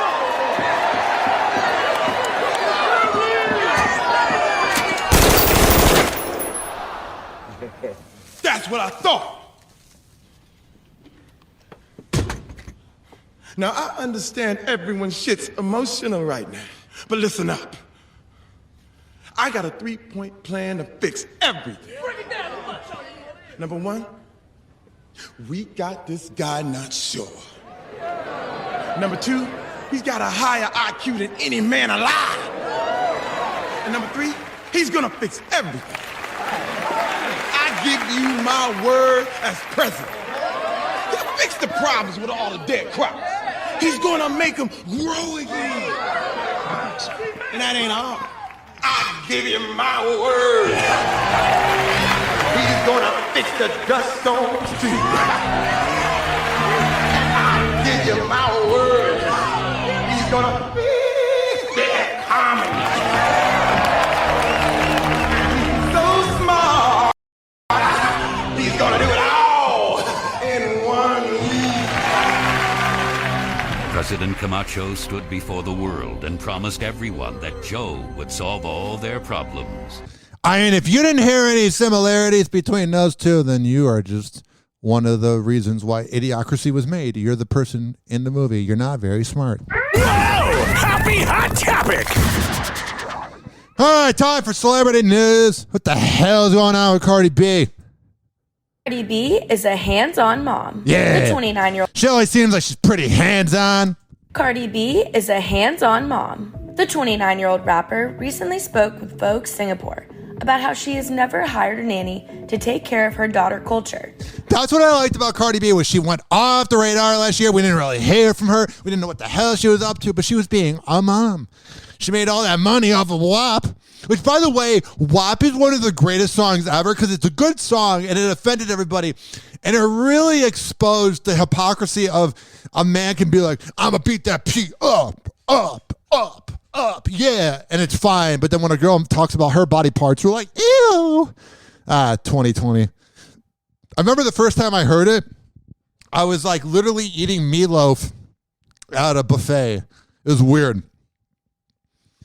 And then the funniest part about it was the fact that when I'm eating it, I'm like offended. I'm like, oh my God, this is crazy. But I liked it. That's the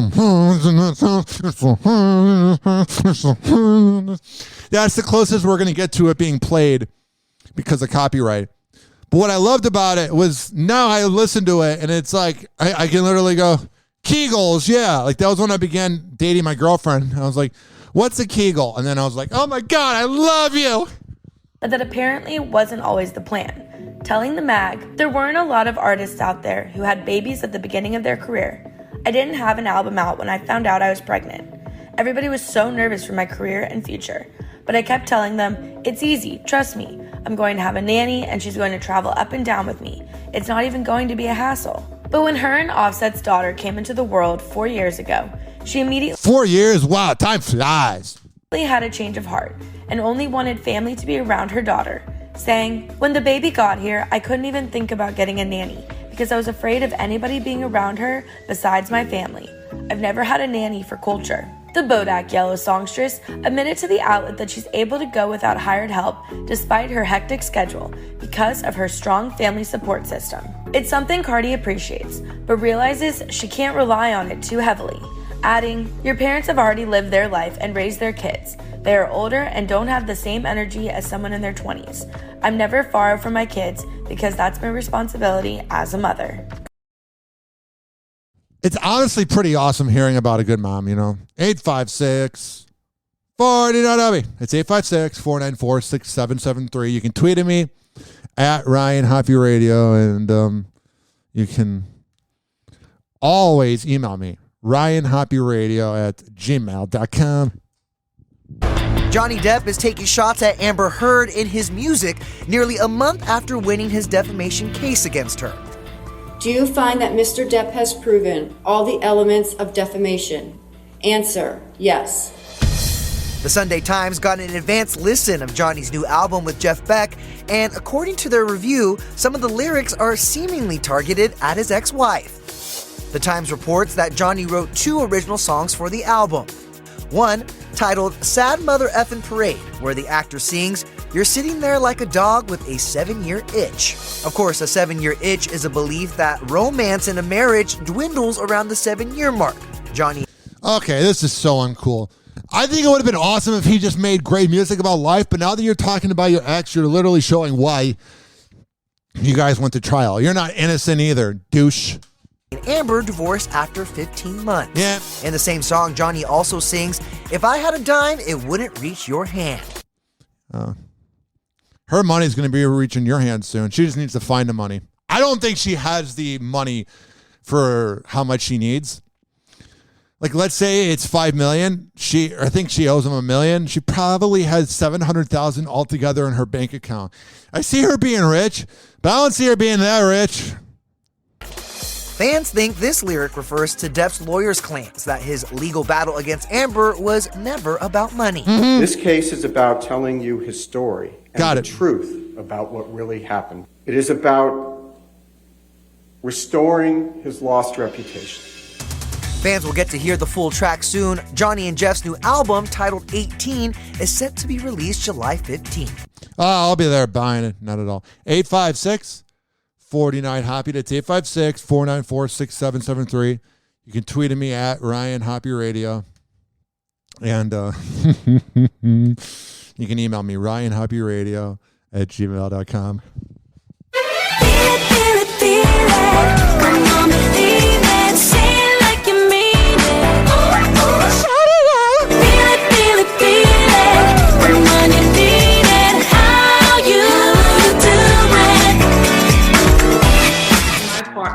And I watched it, and I'm like, ugh.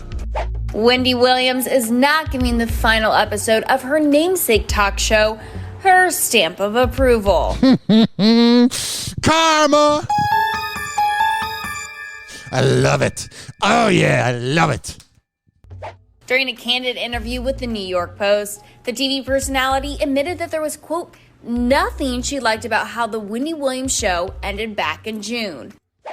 Wendy herself. And think about it, getting covered by the New York Post, I would beg to get covered by the New York Post, but the thing is, like, it wasn't CNN or any of the reputable news sites. It was the one that covers celebrity trash. Like, nobody cared, Wendy.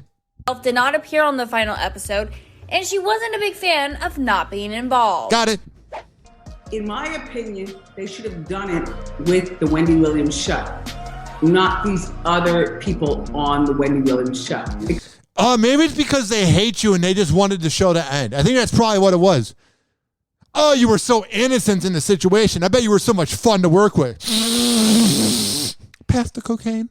Except for Fat Joe, who I love him. Oh, I'm sure Fat Joe loves that. Please don't endorse me. I'm already irrelevant. He's my favorite. Got it. I sat in my apartment and I watched it. And I'm like, ugh. That's the sound we think of whenever we hear your name. And I'm like, ugh. The Wendy Williams show aired its final episode after the beloved host stepped away from her duties to focus on her health in September 2021. Got it. After a brief hiatus, the series returned with a rotation of guest co-hosts in October. Like Michael Rappaport, that was interesting. In February 2022, it was announced that the show was coming to an end, and Sherry Shepherd, who filled in for Wendy, will launch her own daytime talk show called Sherry in September. But hell yeah! This isn't the last we will see of Wendy. Now the 57-year-old says she has her sights set on a new venture, one that will let her return to what she loves to do, but just in a different format. I could do anything I want to do or nothing at all. What I want to do is podcast, and I want to have a restaurant. I can't wait to meet up with people like. So you're doing what every unemployed radio person does, where they go, I don't need radio. Podcasting is so much better. Happy Hour. Happy Hour.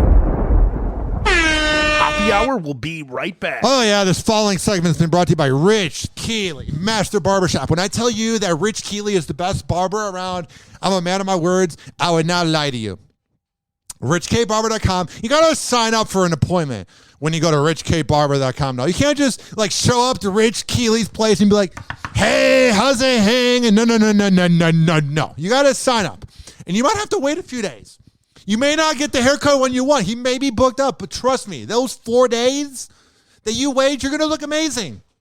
And then you sign up to be on the waiting list, and the next time there's an opening, people are going to cancel. You're going to get the haircut. Or do you want to keep going to the chains? Oh, my God, there's beautiful women serving me beer. Cool, dude. You can do that and go to the chains, or you can get a reputable, amazing haircut at Rich Keeley Master Barbershop. For all the info, richkbarber.com, and tell them I sent you. Happy Hour. Happy Hour. Someone hook me up with a flame. I'm having a neck fit. Light him up. Meat wad? Here. Encourage him in his habit. That's a good smoker. When did you start smoking? This morning. Where's my whiskey? I'm gonna get tore up. We shall acquire some wine on the way to the mall. And then you can get tore up. And pass out in the hot sun. That's my balls. I don't think Meatwad should be hanging around with these moon people. Call Hoppe now. 856-49-HOPPE. Tweet at him at Ryan Hoppe Radio. Or chat him live via the Hoppe Radio app. Please don't be offended. He's sorry in advance. Welcome back to Hoppe Hour on Z Radio Live. Ladies and gentlemen, here it is. The most listened to radio show on the planet. Even the other stations are tuned in too. Oh, yeah. 856-49-HOPPE. 856-494-6773. You can tweet at me at Ryan Hoppe Radio. You can always email me, ryanhopperadio@gmail.com. Oh, yeah.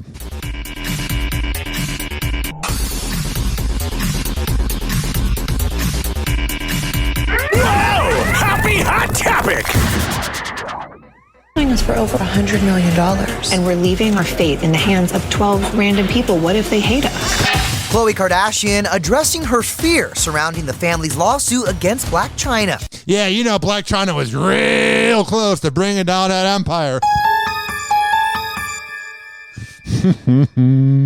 What is in the media is sort of things that we feel we need to film because it's in a way unfair to the viewers if they don't get to see that.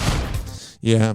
You want us to see us. You want us to see you the way you want us to see you guys. You're not going to really show us the real genuine side. You're just showing a side that's perfect. They literally represent social media and always having to be perfect. I really believe that like in the 2000s and 2000s, it was like, oh, a party. You can look a little messy or whatever. But then the Kardashians brought the filter and then Instagram came around in 2011 and all that. And I feel like it was like, wow, like everything needs to be perfect. Yeah, and now fans are getting a glimpse of the Kardashians season 2. Yeah. And their legal battle with Rob Kardashian's former flame will be front and center. You'll recall Chyna sued the family for $100 million in 2017 for allegedly scheming to have her Rob and Chyna reality TV show canceled after one season as a form of revenge for leaving Rob. Yeah, I could see them doing that. They don't seem like the nicest of people. Why do you care going through my phone? It's not. Oh, God. Can you imagine laying next to that at night? Both of them. Neither one of them is innocent when I say that. Especially Chyna. But especially Rob. Oh, my God. You could play that and you could play this sound clip as water torture when you're waterboarding somebody. Just play this argument on loop and you'll get any criminal to confess a crime. Why do you care going through my phone? Don't you think Because I might be talking to my mom or something about some. I don't want you to be. think I'm gonna go read your convos with your mom or something? So what are you trying to read? Who do you think I'm texting? What do you think I'm doing? Nearly 5 years later, back in April, the trial finally took place, and it lasted 2 weeks. In the end, a jury ruled that no monetary damages should be awarded to Chyna. Yeah. They just sided with them. She probably deserved a little bit of money, but you ain't going to go after that empire. I wonder how the Kardashian empire falls down. Probably with 5 NBA players. Congratulations. We just received the news about today. I'm just glad it's over. But it's not completely over, as fans will get to see the behind the scenes of it all when the show returns to Hulu on September 22nd. It's never over, like that Chris Daughtry song from 2006. She's suing us for over $100 million, and we're leaving our fate in the hands of 12 random people. What if they hate us? Got it. I love that the episodes are more a little bit documentary style. And I think that you have a real insight into what the girls are doing, not only, you know, what you see in the press or whatever, but what's really happening behind the scenes. It's just so interesting to see it from the inside out. Yeah, we like that. We saw that in that one tape. Happy Hour. Happy Hour. Happy Hour will be right back. Oh, yeah. This following segment has been brought to you by dbinfusions.com, CBD, Delta 8, whatever the hell you need. dbinfusions.com. Smoke weed every day. Bring your medical card. Happy Hour. Happy Hour. Call Hoppe now. 856-49-HOPPE. He never holds back, and he speaks his mind. Welcome back to Hoppe Hour. Welcome back to Hoppe Hour on Z Radio Live. Ladies and gentlemen, here it is. The most listened to radio show on the planet. Even the other stations are tuned in too. Whoa! Happy Hot Topic! All right, first up, the Primetime Emmys. Yesterday, the Television Academy released their list of nominees for the 2022 awards. And just like every other year, the lineup was full of surprises, snubs, and exciting firsts. There were definitely some snubs. Leading the pack with a whopping 25 nominations is HBO's third season of Succession. Dude, I tried to watch Succession. It's just so slow. I swear, I think I have the worst attention span ever. Me having a bad attention span? Who would have saw that coming? I swear to God, I used to be able to sit down and watch The Wire, Deadwood, Boardwalk Empire, Sons of Anarchy, The Shield, Sopranos, all those shows, even a little bit of Oz. And then I was like, my life's too short. I don't need to see a lot of prison rape. I'm good. Here's the thing. I think if I watched Succession 10 years ago when I had an attention span, I would probably love it, but it's so slow moving.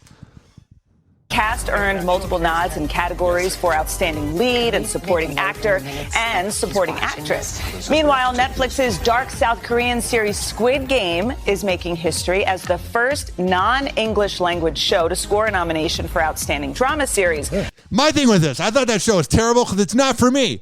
But like I said about music earlier that I don't agree with, like that Bob Dylan article I read, people that like Bob Dylan are going to think the things that I like are awful. And I'm going to like the things that they don't like, and they're going to not like them, and I'm going to hate Bob Dylan. You're not going to like everything.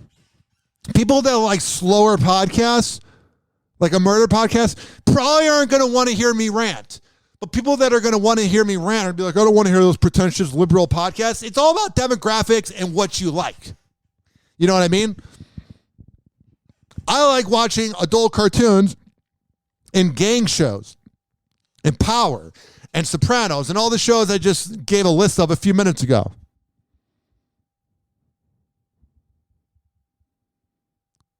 So I'm not going to be liking Squid Games because it's not my thing. But people that watch Squid Games aren't going to want to watch Power. Of course, though, it's up against some pretty tight competition. Previous Emmy winners, Ozark, Stranger Things, and I don't know. I think it's because I wasn't alive in the 80s, but I just don't get the 80s. I want to get the 80s.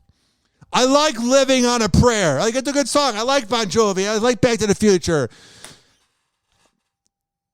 But I just don't. I don't know. I wasn't there for it. I don't care. It's living in the past. Like, it's 40 years ago.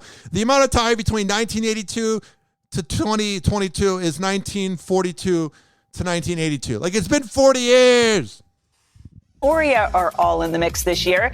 And speaking of making history, Zendaya's executive producer credit on HBO's teen drama makes her the Academy's youngest ever producer nominee. Okay. So Euphoria is cool. I like the show. It's not for me.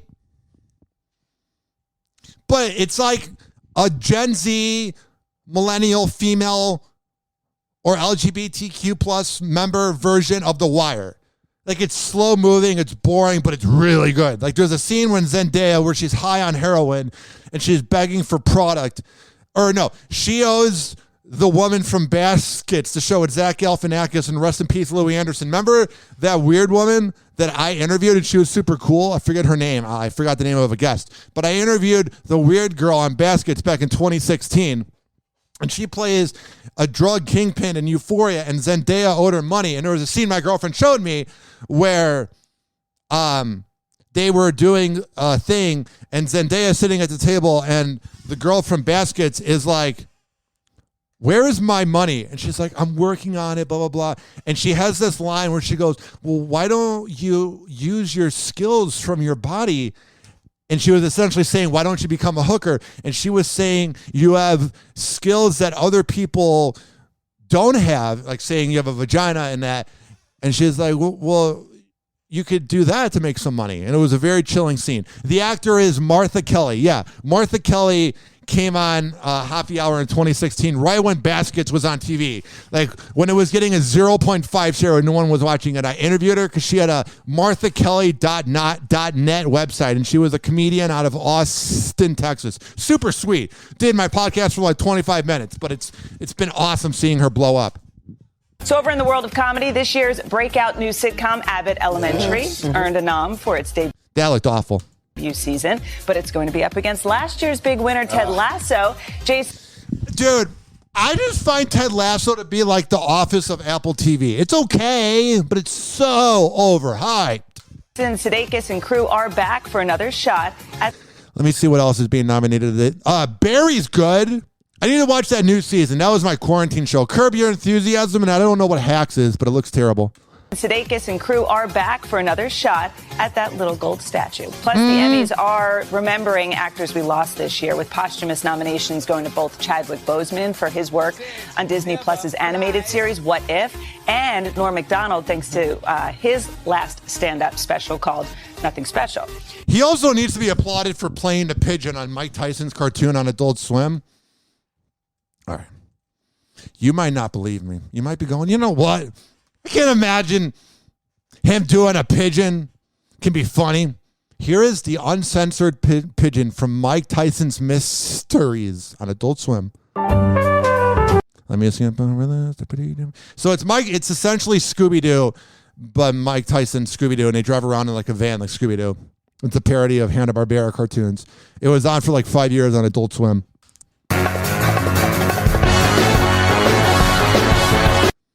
Right here. Bobby Fischer?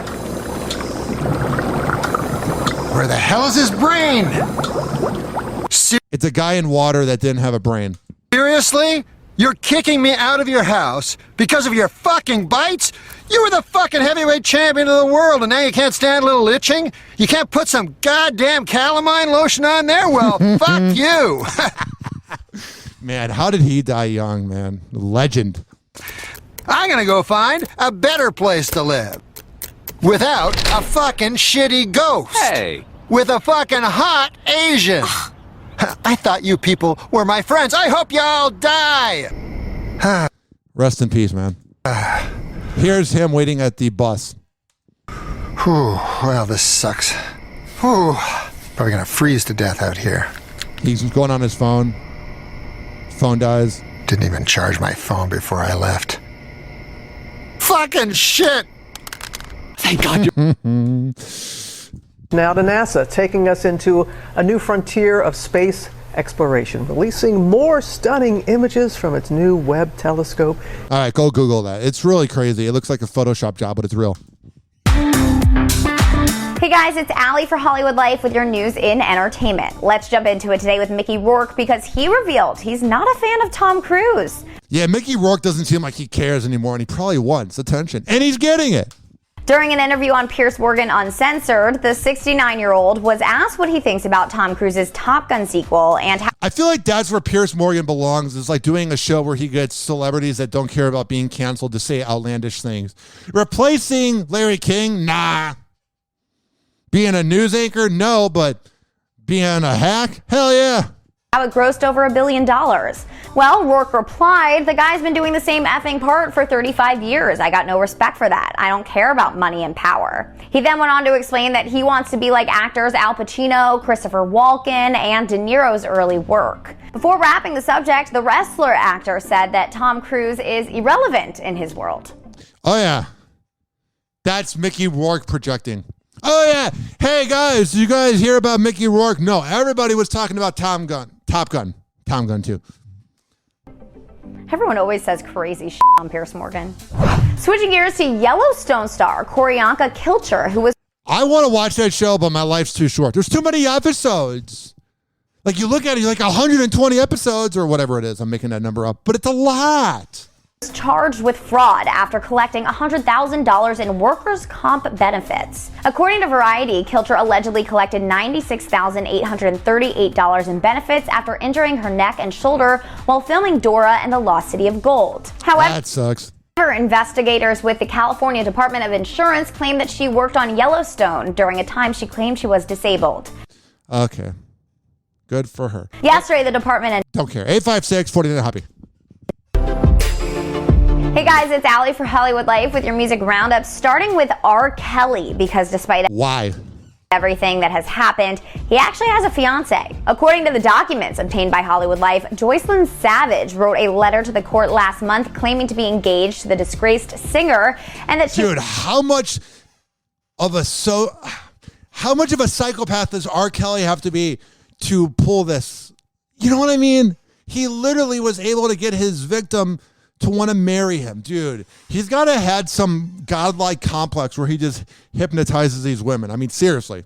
She was not a victim that the government has portrayed her to be. That's a victim mentality, man. Poor girls, man. They need to get help.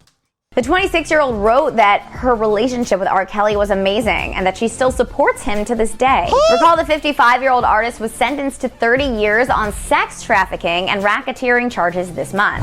Okay, but switching gears to the Backstreet Boys. This weekend it was reported that the boy band stopped their Indiana show to help a fan who seemingly fainted in the audience during their show at the Ruoff Music Center. They're good guys, and they'll bang your wife.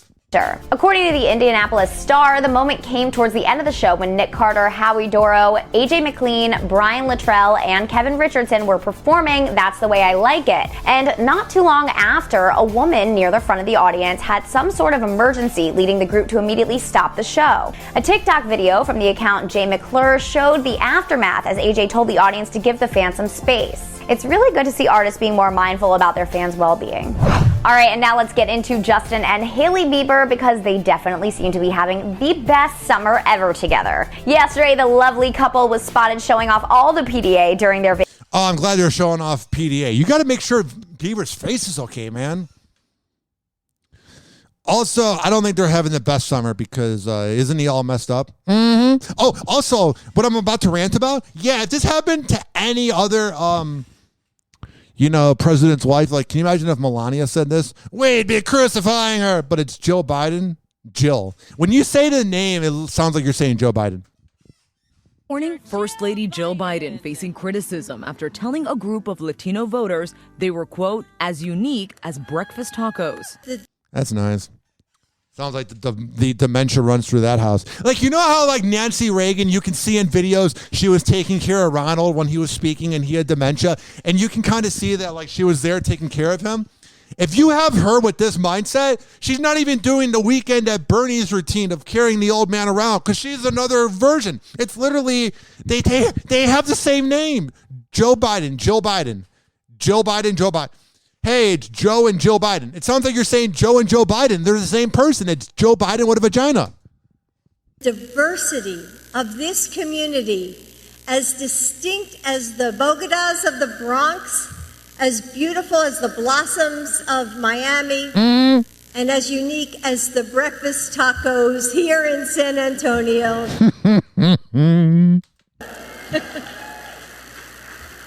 That's how our country's doing. If there was a sound to describe how our country's doing. Yeah. Mm-hmm. Is your strength. The comment came during a prepared speech in San Antonio, Texas, where the largest... That was prepared? That wasn't even off the cuff. Like, you can say what you want about when Biden says something dumb, Joe Biden. But when Joe Biden says something, see, it's the same thing. But when the wife is saying something dumb, It's off the script. Like, she went in saying that's an acceptable thing to say. At least when Joe babbles, he doesn't know what he's saying. He doesn't even know he's alive. Can't walk. Can't even be on a bicycle correctly. But when she's speaking, that was typed out. She's reading from a teleprompter. She went into that going, I should bring up breakfast tacos. That won't be racist. Civil rights group in the country gathered for a conference. Now, the National Association of Hispanic Journalists is responding in a tweet, encouraging, quote, Dr. Biden and her speechwriting team to take the time in the future to better understand the complexities of our people and communities. That's great and all. I completely agree with that. But we literally have a dementia patient, a dementia marriage, and a crackhead son in our office. Nothing's getting done. It's great to say that, and it's important to speak out. But don't expect any results. There's no results coming. The group adding, we are not tacos. That's good.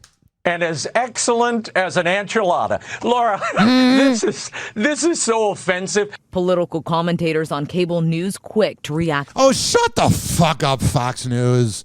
They're so offensive. But when Trump would say something, you said it was fine. Trump literally would say something equivalent. Oh, God, I hate all sides. I hate everything. Kim Kardashian sharing intimate moments with Pete Davidson might be exciting enough, but leave it to little sis Khloe to spice things up a little more. Yeah! Well, at least for those of us in the comments section. You just gotta roll with it. So, what happened? Well, it begins with a sneak peek at season 2 of The Kardashians, and Kim teasing her new romance. Life is good. I have a new boyfriend. Yeah, he bangs me out. I'm just having a really good time. Yeah. Soon after this teaser dropped, the beauty mogul Instagrammed some PDA-filled pics. It doesn't really translate, but he's into feet. He's got a foot fetish. When you're banging Kim Kardashian, you're going to be into everything. My favorite thing ever, which I've yet to achieve, is I want to have a kid. Pete Davidson is excited to become a dad one day. The Saturday Night Live alum opened up about his fatherhood aspirations during a candid conversation with Kevin Hart. There was a comment in the comment section which represents the internet. God help us. And it said that they didn't think he should be a dad. I think he'd be a genuine dad. Not a perfect dad. There's going to be some traumatic moments, but he's a good dude. Season 2 of the Jumanji Stars Peacock series, Heart to Heart. In a sneak peek of Pete's episode, which drops on Thursday, the comedian gushed over how much he's looking forward to raising a child in the future. Wow. It's like my dream. Wow. Yeah, it's like super corny, but like I don't know. Talk about super corny. It's the best goddamn thing you can do in life. It's just like it would be so fun to dress up as a little dude. Like he also lost his dad, so he's going to want to be like one. Or like you saw, it's just like I'm so excited for like that chapter. Pete told Kevin about the work he's putting in before he eventually takes that step. That's kind of what I'm just preparing for now, is trying to be like as good as a dude and develop and get better. So when that happens, it's just easier. Family means a lot to Pete, and it's something his girlfriend Kim Kardashian also values. The reality star is a mom of 4, sharing 9-year-old daughter North, 6-year-old son Saint, 4-year-old daughter Chicago, and 3-year-old son Sam with ex-husband Kanye West. Hell yeah, I hope they all achieve their dreams. I'm going to come back and bash deadbeat dads. But first, if you ever wonder what it's like having depression, Pete Davidson describes it perfectly. How often do you still battle with depression? Oh, I'm always depressed all the time. I have to constantly bring myself out of it. Like I wake up depressed, but like I'm like, okay, now I know my steps, because like you learn from the real. Like now I have to go outside and be in the sun for a little bit, or go for a walk, or like start the day this way. It's all just programming yourself to trick your brain, you know. Were you ever suicidal? Yeah, all the time. But I can't, because I got a mom and a sister and like a family. So like I've always been suicidal, but I've never had like the balls, you know? Happy Hour. Happy Hour. Someone hook me up with a flame. I'm having a neck fit. I'd like a $9,000 prostitute, please. Oh, do you have 9 $1,000 ones? Yeah, good. And if you got an albino, send her up too. And like 20 minutes, I'm gonna be asleep, so get him up here. I had like half a bottle of melatonin, 6 beers, this whole bucket of chicken. Oh, the Sandman is coming. Welcome back to Hoppe Hour on Z Radio Live. Watch out. Hoppe is about to rant. Ladies and gentlemen, here it is. The most listened to radio show on the planet. Even the other stations are tuned in too. Oh, yeah. Whoa! Happy Hot Topic! Time to bash deadbeat dads. Ian McCain is not a fan of Elon Musk and Nick Cannon's baby-making mentality. News What did Meghan McCain have to say now? broke last week that the 51-year-old Tesla mogul had secretly welcomed twins with one of his top executives, Siobhan Zillis, in November 2021, which was just weeks before he and ex-Grimes welcomed a daughter via surrogate, which now makes Elon a father to 10 children. He seems like the worst man. At least Jeff Bezos built it from the beginning, but he seems like such a deadbeat. And there is nothing worse than a deadbeat dad. You're literally giving your kids trauma. And then you're teasing them by acting like you're around a little bit. And then you go away. And then you come back and then you go away. And you're traumatizing them. And you're being a sociopath and a narcissist. You don't realize not being there for your kids is forever ruining them. Douchebags. There's nothing more on this planet I hate more than a deadbeat dad. It's infuriating. It makes all men look bad. And it makes us all look like we're pieces of garbage. I despise deadbeat dads. Billionaire tweeted on Thursday, doing my best to help the underpopulation crisis. Yeah, underpopulation crisis. We don't need more kids that are affected by deadbeat dads like you, Elon. I don't care how much you're worth. You're a deadbeat. A collapsing birth rate is the biggest danger civilization faces by far. And he's only having kids to keep his name in the world forever. Musk. He wants to have as many Musks out there as possible. After seeing Elon's tweet, the 41-year-old Masked Singer host, who is currently expecting his 8th child, tweeted... Yeah, do we really think Nick Cannon has all that time driving around Los Angeles to hang out with each kid? It takes 45 minutes to drive down the block. Oh, yeah, I'm hanging out with all 9 kids at different houses. Oh, Nick Cannon's the worst, too. At the SpaceX founder, right there with you, my brother, with a raised fist emoji. Hell yeah, bro, we're deadbeat dads. Nick and Elon's Twitter exchange caught Meghan's attention, who then published an op-ed for the Daily Mail, calling it the, quote, creepiest tag team tweet thread in history. Yeah. Writing, what the heck is going on here? I don't care how many times Musk eviscerates cancel culture and wokeism. I don't care what he is supposedly buying Twitter to save it from the bots and thought police, or colonizing Mars to save the human race. That is flat out weird. Hell yeah, it is. Very weird. The former View co-host continued on, adding how Elon's actions mimic those of a, quote, cult leader. Yeah. That's what happens when you're the most famous person on the earth. Everybody bows down to you. All right. Here's the thing. When you knock up a woman, it's time for you to take responsibility. And if you are not able to fall in love with the kid when it is born, when it comes out of the womb, you're a sociopath. You're a bad person. You're a loser. Oh, I didn't mean to get her pregnant. Come on, dude. There's pull-out methods. There's birth control. There's condoms. You knocked it up. It's time for you to be a man and be a good father. And I don't care if you're Elon Musk, who's worth all this money and is producing all these kids. He's a deadbeat. Because there's no way you're going to have time for everybody. And I don't care if you're a poor person that knocked somebody up. You're a deadbeat. You make all men look bad, and you bring back this society.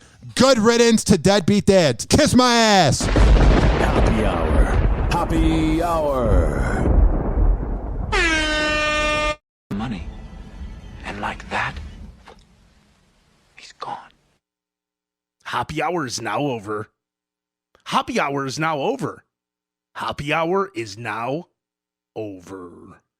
The following message is from Dwayne the Mattress Guy from Mattress by Appointment Hillsborough. Hey, Ryan, just calling in for Hoppe in the Morning. Your podcast's been killing it lately. Been loving it. Got the good vibes going. Nice job. That's right. We're doing 50 to 80% off retail. We've got the $25 down plan. Got to call me, text me. You know my number, 813-452-5555. We'll set up a private showing. Come take a look at all the queens that I've got on display, but I've also got kings, fulls, and twins.